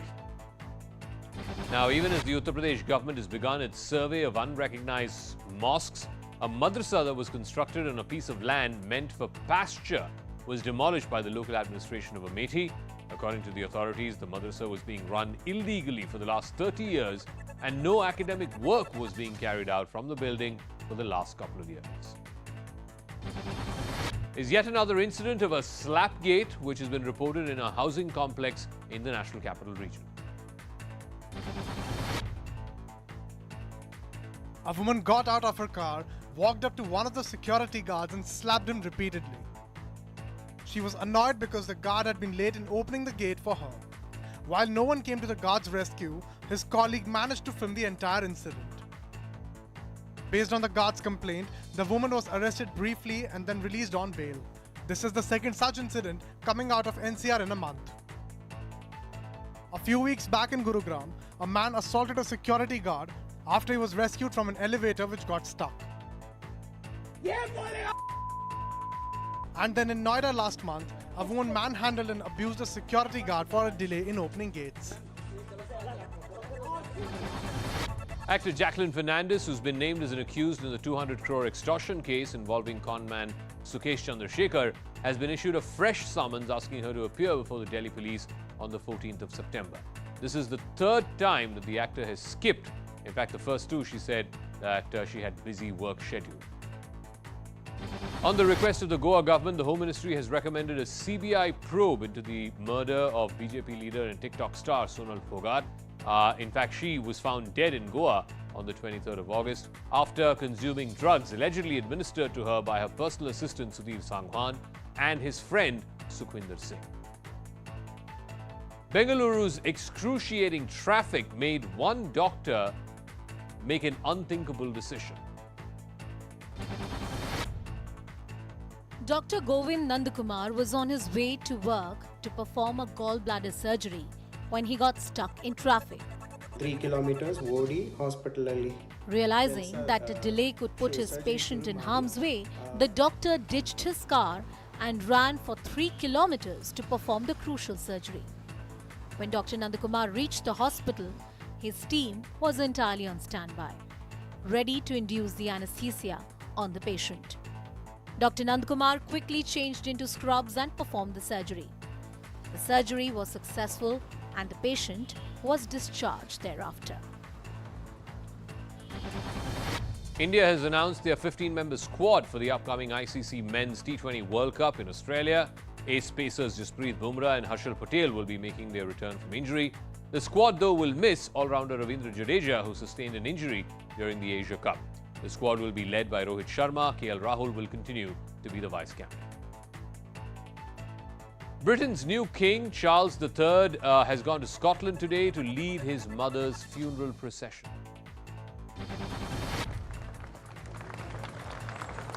Many mourners broke out into tears, seeing the hearse carrying Queen Elizabeth's coffin pass through the palace of Holyrood House Gate.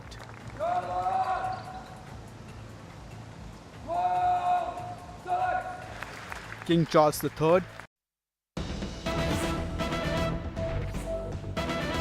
And getting you some latest news after unprecedented showdown between the cops and the BJP workers, BJP's big charge against the Bengal Chief Minister, Amit Malviya has tweeted out and has claimed, I'm quoting, Mamata Banerjee sent TMC cadres to pelt stones at the police so that later BJP could be blamed for it, unquote. That's the word really coming in from the BJP IT cell head. My colleague Shogato Mukhopadhyay is with us on the broadcast. He's been tracking all the developments.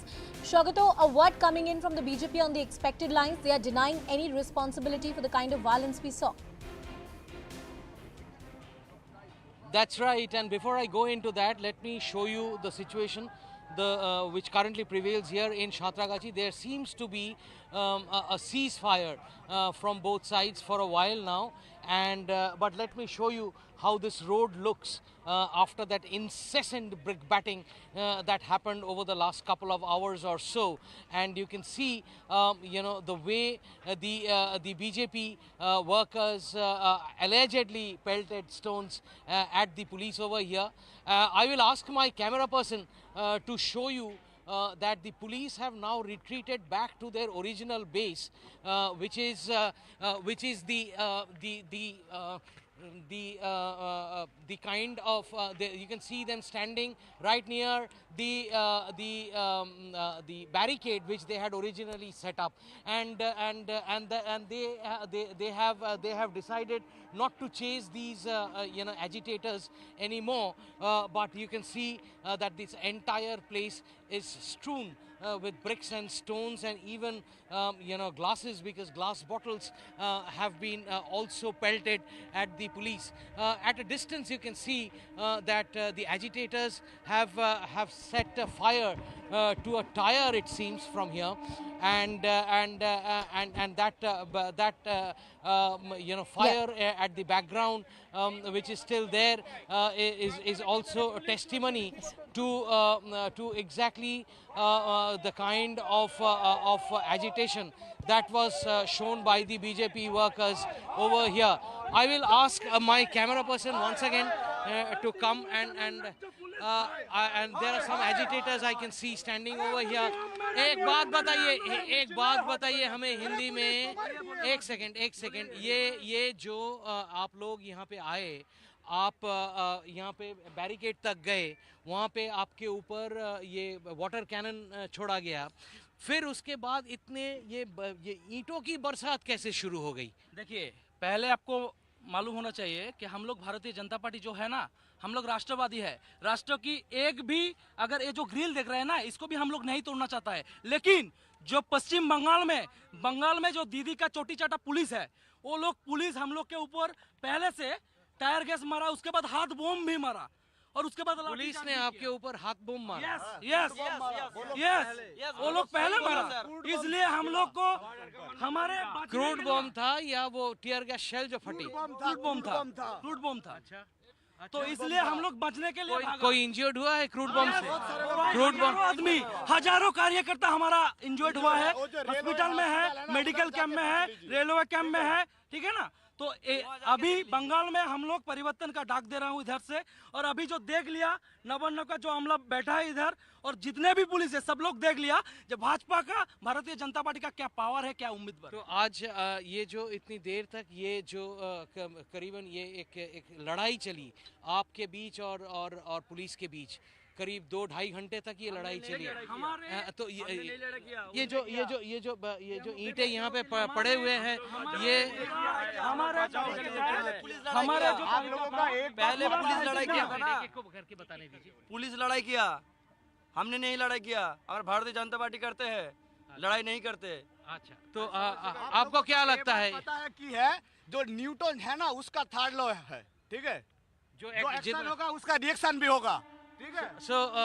और आप लोग नहीं बैठा इधर, हम लोग भाजपा का सैनिक है। तो एक बात बताइए, इसके बाद अभी क्या होगा? आप लोग क्या आज के लिए वापस जा रहे हैं, क्या करने वाले हैं? के लिए हम वापस जा रहे हैं, लेकिन हमारे जो लीडर को, सुवेंदु दा को, राहुल सिन्हा को और लॉकेट जी को, जैसे ये चोटी चाटा पुलिस ने पकड़ा है, अगर नहीं छोड़ा तो हम लोग जो जंगल महल का बासिंदा है, जंगल महल से आया है, हम लोग जंगल महल को स्तब्ध कर देंगे, यही हमारा वादा है। So you see, that is the sentiment that is being reflected by these BJP workers. Apparently they have come from the Jungle Mahal area of central Bengal, which is essentially Bankura, Purulia, West Midnapur, that region that they have come from, and they are saying that for now they are going to give this a break. They are not going to agitate any further. That's at least this section of agitators, this section of protesters who were standing over here. That's what they said. We do not know exactly. That is reflective of the entire BJP supporting crowd which is still assembled at the Santragachi railway station, a little further down from here. But obviously, this evidences of violence, evidences of large-scale street fight, is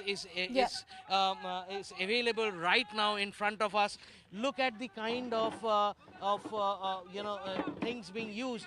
I think this is a tear gas shell that has been used. This currently lies over here, and look at the bricks and stones that this entire road, which happens to be an expressway, currently is full of this. So obviously that will be that will give you some idea as to what kind of pitched battle was fought in Santragachi between the BJP workers and the police for over 2.5 hours, leading to major law and order collapse in this region. And we saw, Shogato, as you got us all the updates, the live minute-by-minute details that we had put out earlier here on CNN News 18. My colleague Kamalika is also sending us a ground report. Let's go to that.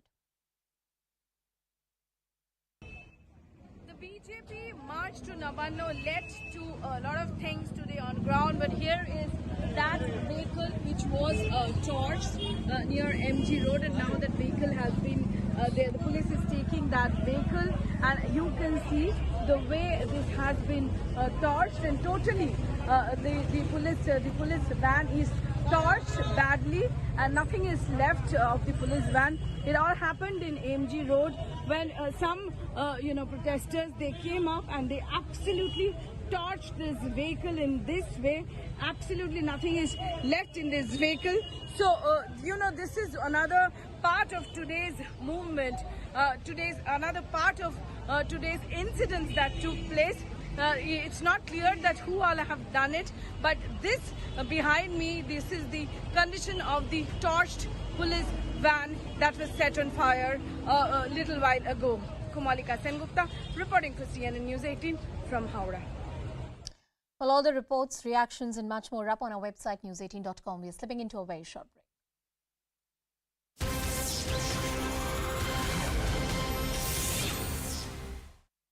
Years, and no academic work was being carried out from the building for the last couple of years. Is yet another incident of a slapgate which has been reported in a housing complex in the National Capital Region. A woman got out of her car, walked up to one of the security guards and slapped him repeatedly. She was annoyed because the guard had been late in opening the gate for her. While no one came to the guard's rescue, his colleague managed to film the entire incident. Based on the guard's complaint, the woman was arrested briefly and then released on bail. This is the second such incident coming out of NCR in a month. A few weeks back in Gurugram, a man assaulted a security guard after he was rescued from an elevator which got stuck. And then in Noida last month, a woman manhandled and abused a security guard for a delay in opening gates. Actor Jacqueline Fernandez, who's been named as an accused in the 200 crore extortion case involving conman Sukesh Chandrasekhar, has been issued a fresh summons asking her to appear before the Delhi police on the 14th of September. This is the third time that the actor has skipped. In fact, the first two, she said that she had busy work schedule. On the request of the Goa government, the Home Ministry has recommended a CBI probe into the murder of BJP leader and TikTok star Sonal Phogat. In fact, she was found dead in Goa on the 23rd of August after consuming drugs allegedly administered to her by her personal assistant Sudhir Sangwan and his friend Sukhwinder Singh. Bengaluru's excruciating traffic made one doctor make an unthinkable decision. Dr. Govind Nandakumar was on his way to work to perform a gallbladder surgery when he got stuck in traffic. 3 kilometers, Wodi, hospital. Realizing that a delay could put his patient in harm's way, the doctor ditched his car and ran for 3 kilometers to perform the crucial surgery. When Dr. Nandakumar reached the hospital, his team was entirely on standby, ready to induce the anesthesia on the patient. Dr. Nandakumar quickly changed into scrubs and performed the surgery. The surgery was successful and the patient was discharged thereafter. India has announced their 15-member squad for the upcoming ICC Men's T20 World Cup in Australia. Ace pacers Jasprit Bumrah and Harshal Patel will be making their return from injury. The squad, though, will miss all-rounder Ravindra Jadeja, who sustained an injury during the Asia Cup. The squad will be led by Rohit Sharma. KL Rahul will continue to be the vice-captain. Britain's new king, Charles III, has gone to Scotland today to lead his mother's funeral procession.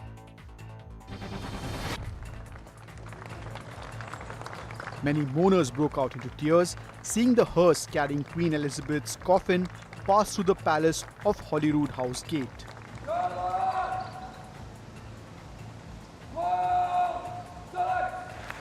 King Charles III led a royal procession transporting his mother's coffin to St. Giles Cathedral in Edinburgh. It will lie in rest at the cathedral till Tuesday, when it will be moved to London. Earlier in the day, King Charles and Queen Consort Camilla visited Westminster Hall in London, where both Houses of Parliament offered their condolences. Charles addressed members of the House of Commons and the House of Lords. The new monarch's address to the British Parliament was very significant because it was the first to happen in a televised era. A massive earthquake struck Papua New Guinea, leaving large cracks on the roads. The 7.6 magnitude quake, which made the earth literally open up, also damaged several buildings and cars. At least 5 people were killed in the quake. Papua New Guinea is vulnerable to earthquakes because it lies along the Ring of Fire in the Pacific Ocean.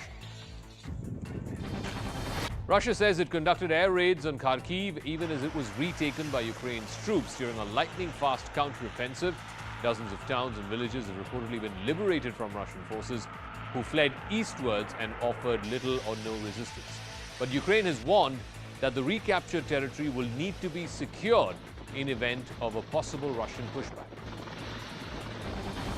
Taiwan claims that at least 17 Chinese aircraft crossed the median line of the Taiwan Strait, which normally serves as an unofficial boundary between both sides. Beijing has been continuing its military activities near the island in response to America's alleged interference. It started with House Speaker Nancy Pelosi's visit to Taiwan back in August. Meanwhile, Taiwan's president claims that China is using cognitive warfare against the island. Let me explain what that means. It means breaking the enemy's resistance without fighting. It means spreading misinformation, using public opinion, planting. And there's some latest news which is coming in from the national capital, yet another confrontation. After LG approved CBI probe into the alleged DTC bus scam, the LG's office says that Arvind Kejriwal government has backtracked and scrapped the tender process of about 1,000 low-floor buses. Yet another point of friction and confrontation and yet another allegation of corruption. Rupashri Nanda, my colleague, is tracking all the details. Let me see if she's with us on the broadcast. Rupashri, could you tell us more about this statement coming in from the Lieutenant Governor and more importantly, this alleged DTC bus scam? What is in the building? Well, remember the BJP has actually alleged that there has been a scam in the procurement of 1,000 low-floor buses for the DTC. And the Aam Aadmi Party's defense over here has been that the tender was ultimately scrapped and not a rupee was spent in either procuring any buses or in giving any contract to anyone. Now, in response to that, actually, our sources from the Lieutenant Governor's office have pointed out or they have tried to communicate that the Aam Aadmi Party's government was actually forced to scrap the tender only after the DTC Deputy Commissioner, according to the Lieutenant Governor office sources, exposed all wrongdoings allegedly being carried out under the direct supervision of the minister. So the point over here is that there is an agreement that the tender was scrapped. But the Lieutenant Governor office sources are telling us that it was scrapped only after the Deputy Commissioner pointed out all the irregularities. Okay. And they are saying, the Lieutenant Governor office sources are telling us that the Kejriwal government actually violated CVC guidelines and general financial rules in the procurement Rupashri, of I'm sorry to 1,000 interrupt you there. I'll come back to you. Harish Khurana of the BJP is with us on the broadcast. Harishji, thank you so much for speaking to us. Yet another scam is coming to light. That's what the reports are indicating, sources are indicating. LG's office is of the view that's a big claim that they are making. What is the demand of the BJP? See, BJP is demanding a CBI inquiry on this, point number one. And I think till the CBI inquiry should happen, Kailash Kalat should step down. It has been clear that for the first time in the history of DTC, a chairman was being appointed by the minister himself. So it's a clear-cut case of a tailor-made contract or a tender which has been made as a tailor-made, And also, the serious allegation has been imposed that the Tata was been made a bid of 600 buses, but you have invited one JBM company for 1,000 tenders, and he was the only one left. So why don't they have cancelled that tender? Point number one. And point number two, Aam Aadmi Party is saying that there is no corruption because there was no tender was going to happen. But the actual fact is the corruption was already been taken, already been there because the work order has been issued. And on the complaint of the Mr. Khurana, MLA, I am not arguing here for a second that there is completely no substantial basis to talk about the alleged corruption here. The LG's office has raised some important, pertinent questions and only an investigation is going to tell us. But I'm coming to the political side of this entire debate. In the last few months, we have seen this heated confrontation between the BJP versus the Aam Aadmi Party. And perhaps a hit and run policy is being followed, where one scam after the other is accused by the BJP. However, nothing substantial really comes out of it. See, I don't think that there's substantial coming out. People of Delhi is the final authority, and we have put all our case in front of the public domain. We have seen in the liquor scam also, papers are being out because of the corruption. They have to take back the policy. If the policy was so good, why have they taken back? Then we have school scam. CVC has clearly said that there was been violation of the guidelines which has been laid by the CVC and the GFR also.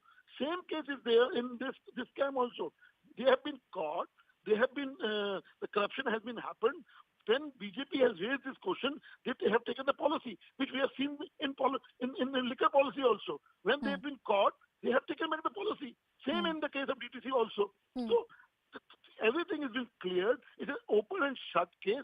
I think when it will go in the court, clearly there will be serious allegations on Aam Aadmi Party. But our demand as a BJP is the same Aam Aadmi Party which used to say inquiry will take afterwards, but the minister should step down. Because before they came into power. Now they are in power. One minister is in jail. Second minister have a serious allegation on liquor as well as... well, Mr. Khurana, I really hope that we have a thorough investigation in this matter, and these are not just loose political allegations which are made on each other, because at the end of the day, it's public money that we're talking about. Thank you, Mr. Khurana, for joining us on the broadcast. Rupashri Nanda getting us all the details, slipping into a very short.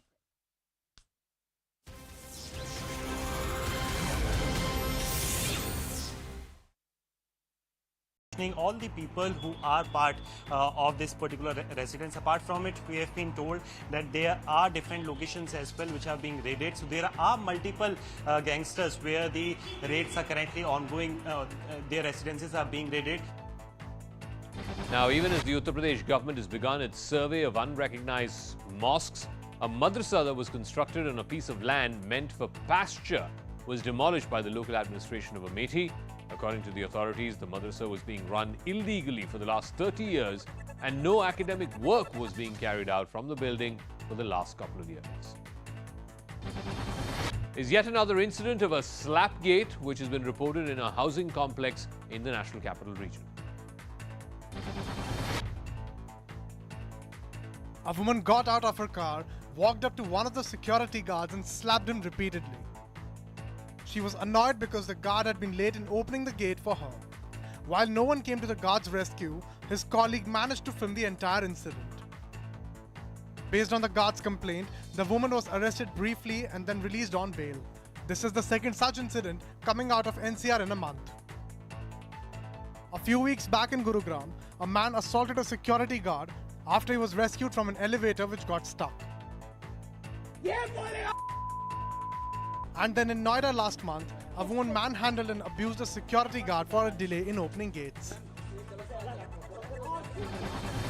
Actor Jacqueline Fernandez, who's been named as an accused in the 200 crore extortion case involving conman Sukesh Chandrasekhar, has been issued a fresh summons asking her to appear before the Delhi police on the 14th of September. This is the third time that the actor has skipped. In fact, the first two, she said that she had busy work schedule. On the request of the Goa government, the Home Ministry has recommended a CBI probe into the murder of BJP leader and TikTok star Sonal Phogat. In fact, she was found dead in Goa on the 23rd of August after consuming drugs allegedly administered to her by her personal assistant Sudhir Sangwan and his friend Sukhwinder Singh. Bengaluru's excruciating traffic made one doctor make an unthinkable decision. Dr. Govind Nandakumar was on his way to work to perform a gallbladder surgery when he got stuck in traffic. 3 kilometers, Wodi, hospital. Realizing that a delay could put his patient in harm's way, the doctor ditched his car and ran for 3 kilometers to perform the crucial surgery. When Dr. Nandakumar reached the hospital, his team was entirely on standby, ready to induce the anesthesia on the patient. Dr. Nandakumar quickly changed into scrubs and performed the surgery. The surgery was successful and the patient was discharged thereafter. India has announced their 15-member squad for the upcoming ICC Men's T20 World Cup in Australia. Ace pacers Jasprit Bumrah and Harshal Patel will be making their return from injury. The squad, though, will miss all-rounder Ravindra Jadeja, who sustained an injury during the Asia Cup.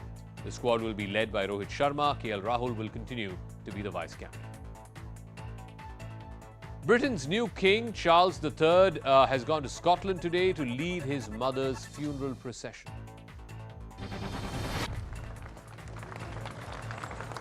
Many mourners broke out into tears, seeing the hearse carrying Queen Elizabeth's coffin pass through the palace of Holyrood House Gate.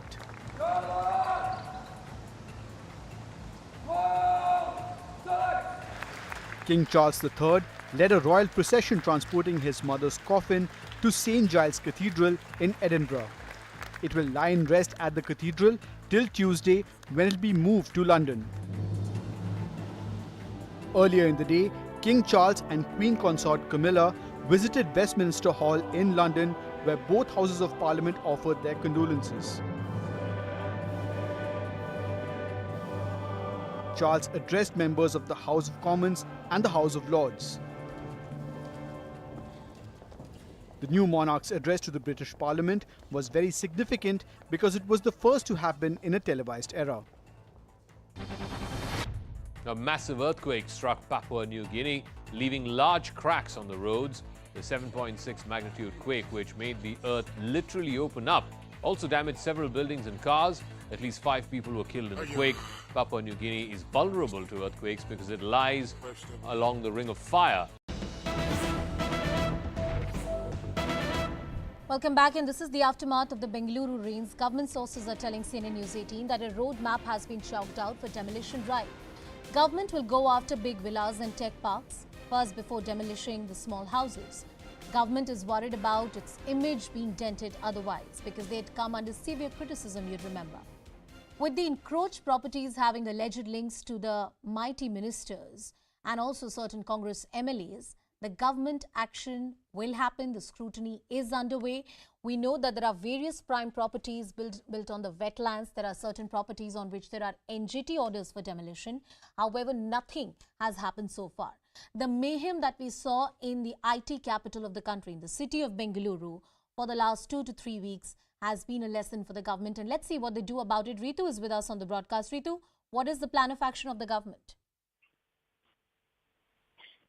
Yes, so you see a action pouring in from the state government side right after what the city has witnessed for the past few weeks after the flood-like situation in the IT city especially. Of course, the rain was heavy across Karnataka, but it was the Silicon Valley, the Bengaluru city, which was badly affected. So right after facing a lot of criticism from the locals as well as from the opposition party, there comes an action and from the state government, where CM Basuraj Bommai had given a call out saying no matter whom the property belongs to, whether it's the common man or for that matter the ITBT who has suffered equally during the flood situation. So thus all this encroachments that have taken place as in what we call it as in the Raj Kalvi. So yes, there will be a encroachment removal work that will take place, and right there in the action coming in. So at multiple locations since Monday, the encroachment removal work has started and still continues in the IT city. So yesterday, almost 15 places that were been identified in the Mahadevapura zone alone. Now remember, Mahadevapura was the place which was also badly affected due to the heavy downpour in the past week.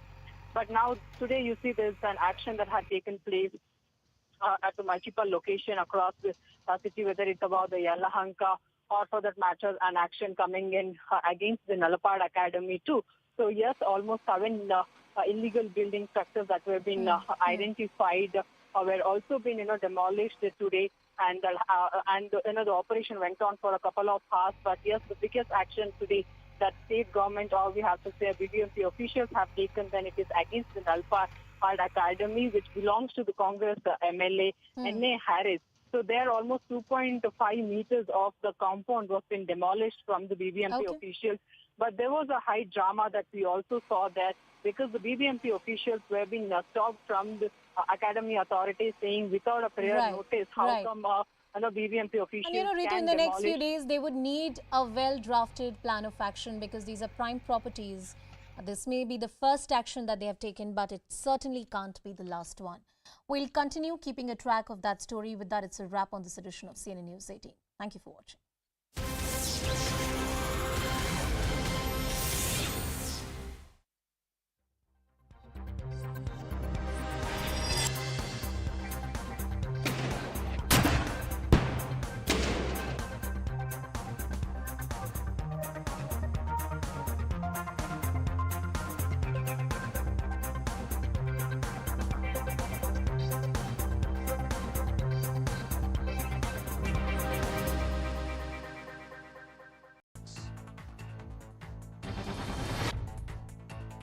The Indian Army's impressive engineering skills have been witnessed in this video of a bridge being constructed by troops across the Indus River. In this video shared by the Army, heavy metal parts are mechanically launched into the water body to complete the bridge. The building of the bridge included carrying out mobility tasks as well as training. The drill was carried out by the Sapta Shakti engineers in eastern Ladakh. Amid the standoff between India and China, the Indian Army has undertaken a massive reorientation of its troops. It's being carried out in Arunachal Pradesh with the help of enhancing overall combat readiness of the Indian Army. Military infrastructure is also being amped up in a big way to try and boost the Army's surveillance apparatus. It will also ensure a quicker mobilization of troops. A rickshaw puller had a rather narrow escape in Aligarh. Here's how. The rickshaw puller was carelessly crossing a railway track, even though the gate was closed. Then suddenly, the train zoomed past. But the rickshaw puller stepped back at the very last second and fell to the ground. His rickshaw, though, was crushed by the high-speed train. The rickshaw puller and several others had crossed the track despite the gate being closed. But he was the only one who had a closed shave. The train was coming down the track at an extremely high speed, and if he hadn't stepped back at the nick of time, he wouldn't have made it alive. The Congress, which is in the middle of its Bharat Jodo Yatra, today tweeted a pair of shots resembling the RSS's khaki knickers on fire with the caption, 145 days more to go. The BJP hit back by saying that this was the Congress that was instigating violence, hurting nationalists and lighting fires, and the post exposes the lies behind the yatra. The National Investigation Agency conducted raids at 60 locations across Delhi, NCR, Punjab and Haryana to try and crack down on gangs as well as crime syndicates. The raids come after the Delhi Police Special Cell registered 2 FIRs under the UAPA against 10 gangsters who belong to the Lawrence Bishnoi gang, the Bambiha gang and the Neeraj Bhavana gang. a team of the officials, they reached here around at 6 a.m. this morning. In fact, we have been told that there are 5 to 6 people from the NIA agency, and they are currently, investigating and questioning all the people who are part of this particular residence. Apart from it, we have been told that there are different locations as well which are being raided. So there are multiple gangsters where the raids are currently ongoing. Their residences are being raided. Now, even as the Uttar Pradesh government has begun its survey of unrecognized mosques, a madrasa that was constructed on a piece of land meant for pasture was demolished by the local administration of Amethi. According to the authorities, the madrasa was being run illegally for the last 30 years and no academic work was being carried out from the building for the last couple of years. Is yet another incident of a slapgate which has been reported in a housing complex in the National Capital Region. A woman got out of her car, walked up to one of the security guards and slapped him repeatedly. She was annoyed because the guard had been late in opening the gate for her. While no one came to the guard's rescue, his colleague managed to film the entire incident. Based on the guard's complaint, the woman was arrested briefly and then released on bail. This is the second such incident coming out of NCR in a month. A few weeks back in Gurugram, a man assaulted a security guard after he was rescued from an elevator which got stuck. And then in Noida last month, a woman manhandled and abused a security guard for a delay in opening gates. Actor Jacqueline Fernandez, who's been named as an accused in the 200 crore extortion case involving conman Sukesh Chandrasekhar, has been issued a fresh summons asking her to appear before the Delhi police on the 14th of September. This is the third time that the actor has skipped. In fact, the first two, she said that she had busy work schedule. On the request of the Goa government, the Home Ministry has recommended a CBI probe into the murder of BJP leader and TikTok star Sonal Phogat. In fact, she was found dead in Goa on the 23rd of August after consuming drugs allegedly administered to her by her personal assistant Sudhir Sangwan and his friend Sukhwinder Singh. Bengaluru's excruciating traffic made one doctor make an unthinkable decision. Dr. Govind Nandakumar was on his way to work to perform a gallbladder surgery when he got stuck in traffic. 3 kilometers, Wodi, hospital. Realizing that a delay could put his patient in harm's way, the doctor ditched his car and ran for 3 kilometers.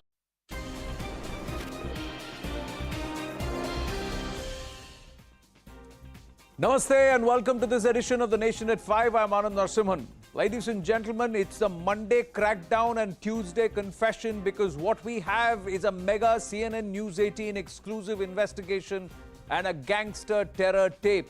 A dreaded gangster on camera speaking with Anvit Srivastava and laying out bare the modus operandi of these gangs. They do not operate from their own headquarters or their dens or their guards in remote areas of northern parts of India. They rather operate from the most secure and safest places of the world in India, that is the jails in Delhi NCR region, ladies and gentlemen. They choose this place. Why do they do so? How is it that they have been able to organize themselves? And where are they gathering and raising their funds, their money? Through satta, to liquor vents, through drugs, and of course, ferrying off contraband and explosives. The government has said, let us look at these gangs with the same prism, with the same scope that identifies those involved in terror activities, because these gangs are helping, aiding, abetting terror operations. And that is also happening because there could be the involvement of a foreign hand.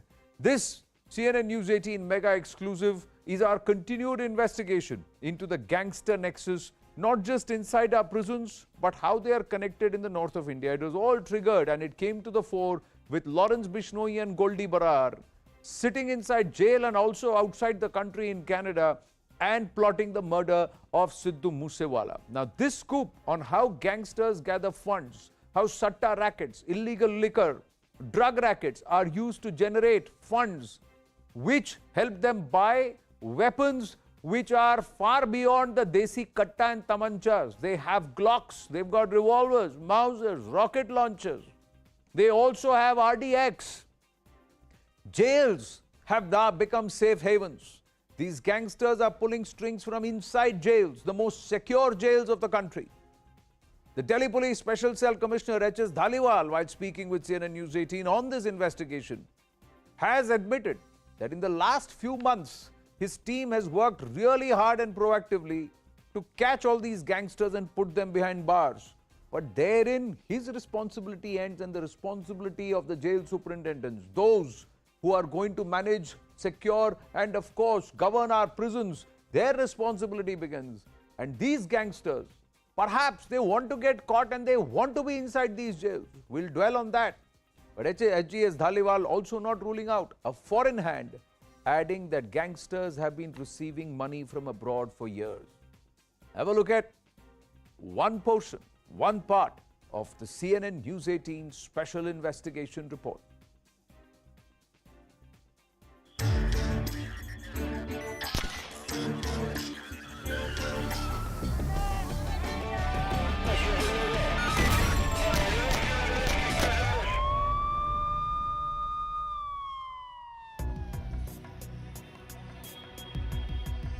Tihar Jail, South Asia's biggest prison and one of the safest jails in India.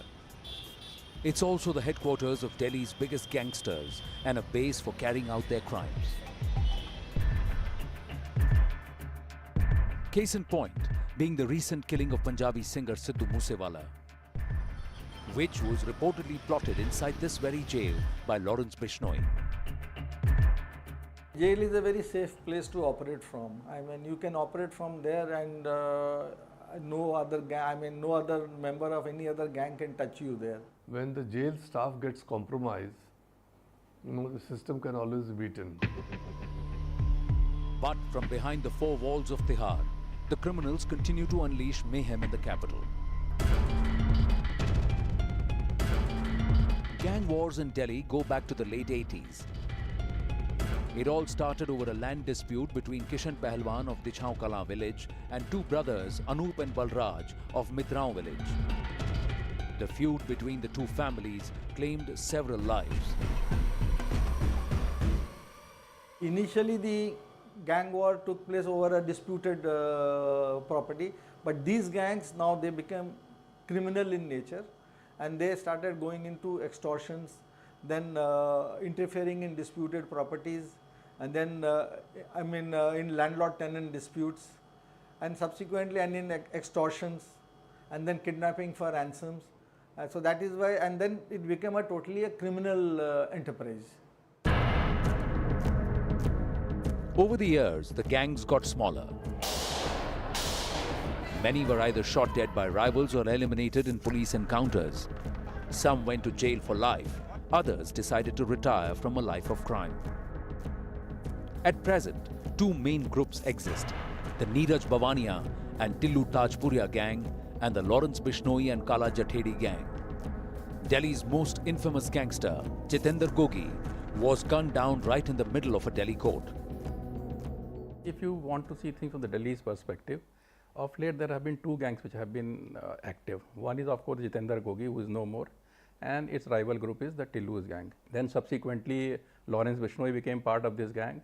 Sandeep Kala Jathedi became part of this gang. On the rival side, if you see, then of course Tillu gang has been active, and from Neeraj Bhavana and Sunil Rathi and Kaushal gangs, etc., they have also joined this group only. The gangs have become more organized now, running water mafias, controlling toll plazas in the NCR, collecting money from illegal clubs and dance bars. What used to be extortion is now protection money.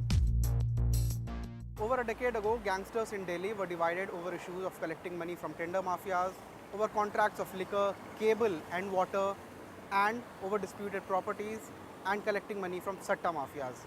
Today, as the game has turned nastier, money comes in through extortion in the name of protection money, even on water contracts in some of Delhi's colonies, and mostly from controlling tolls and disputed properties.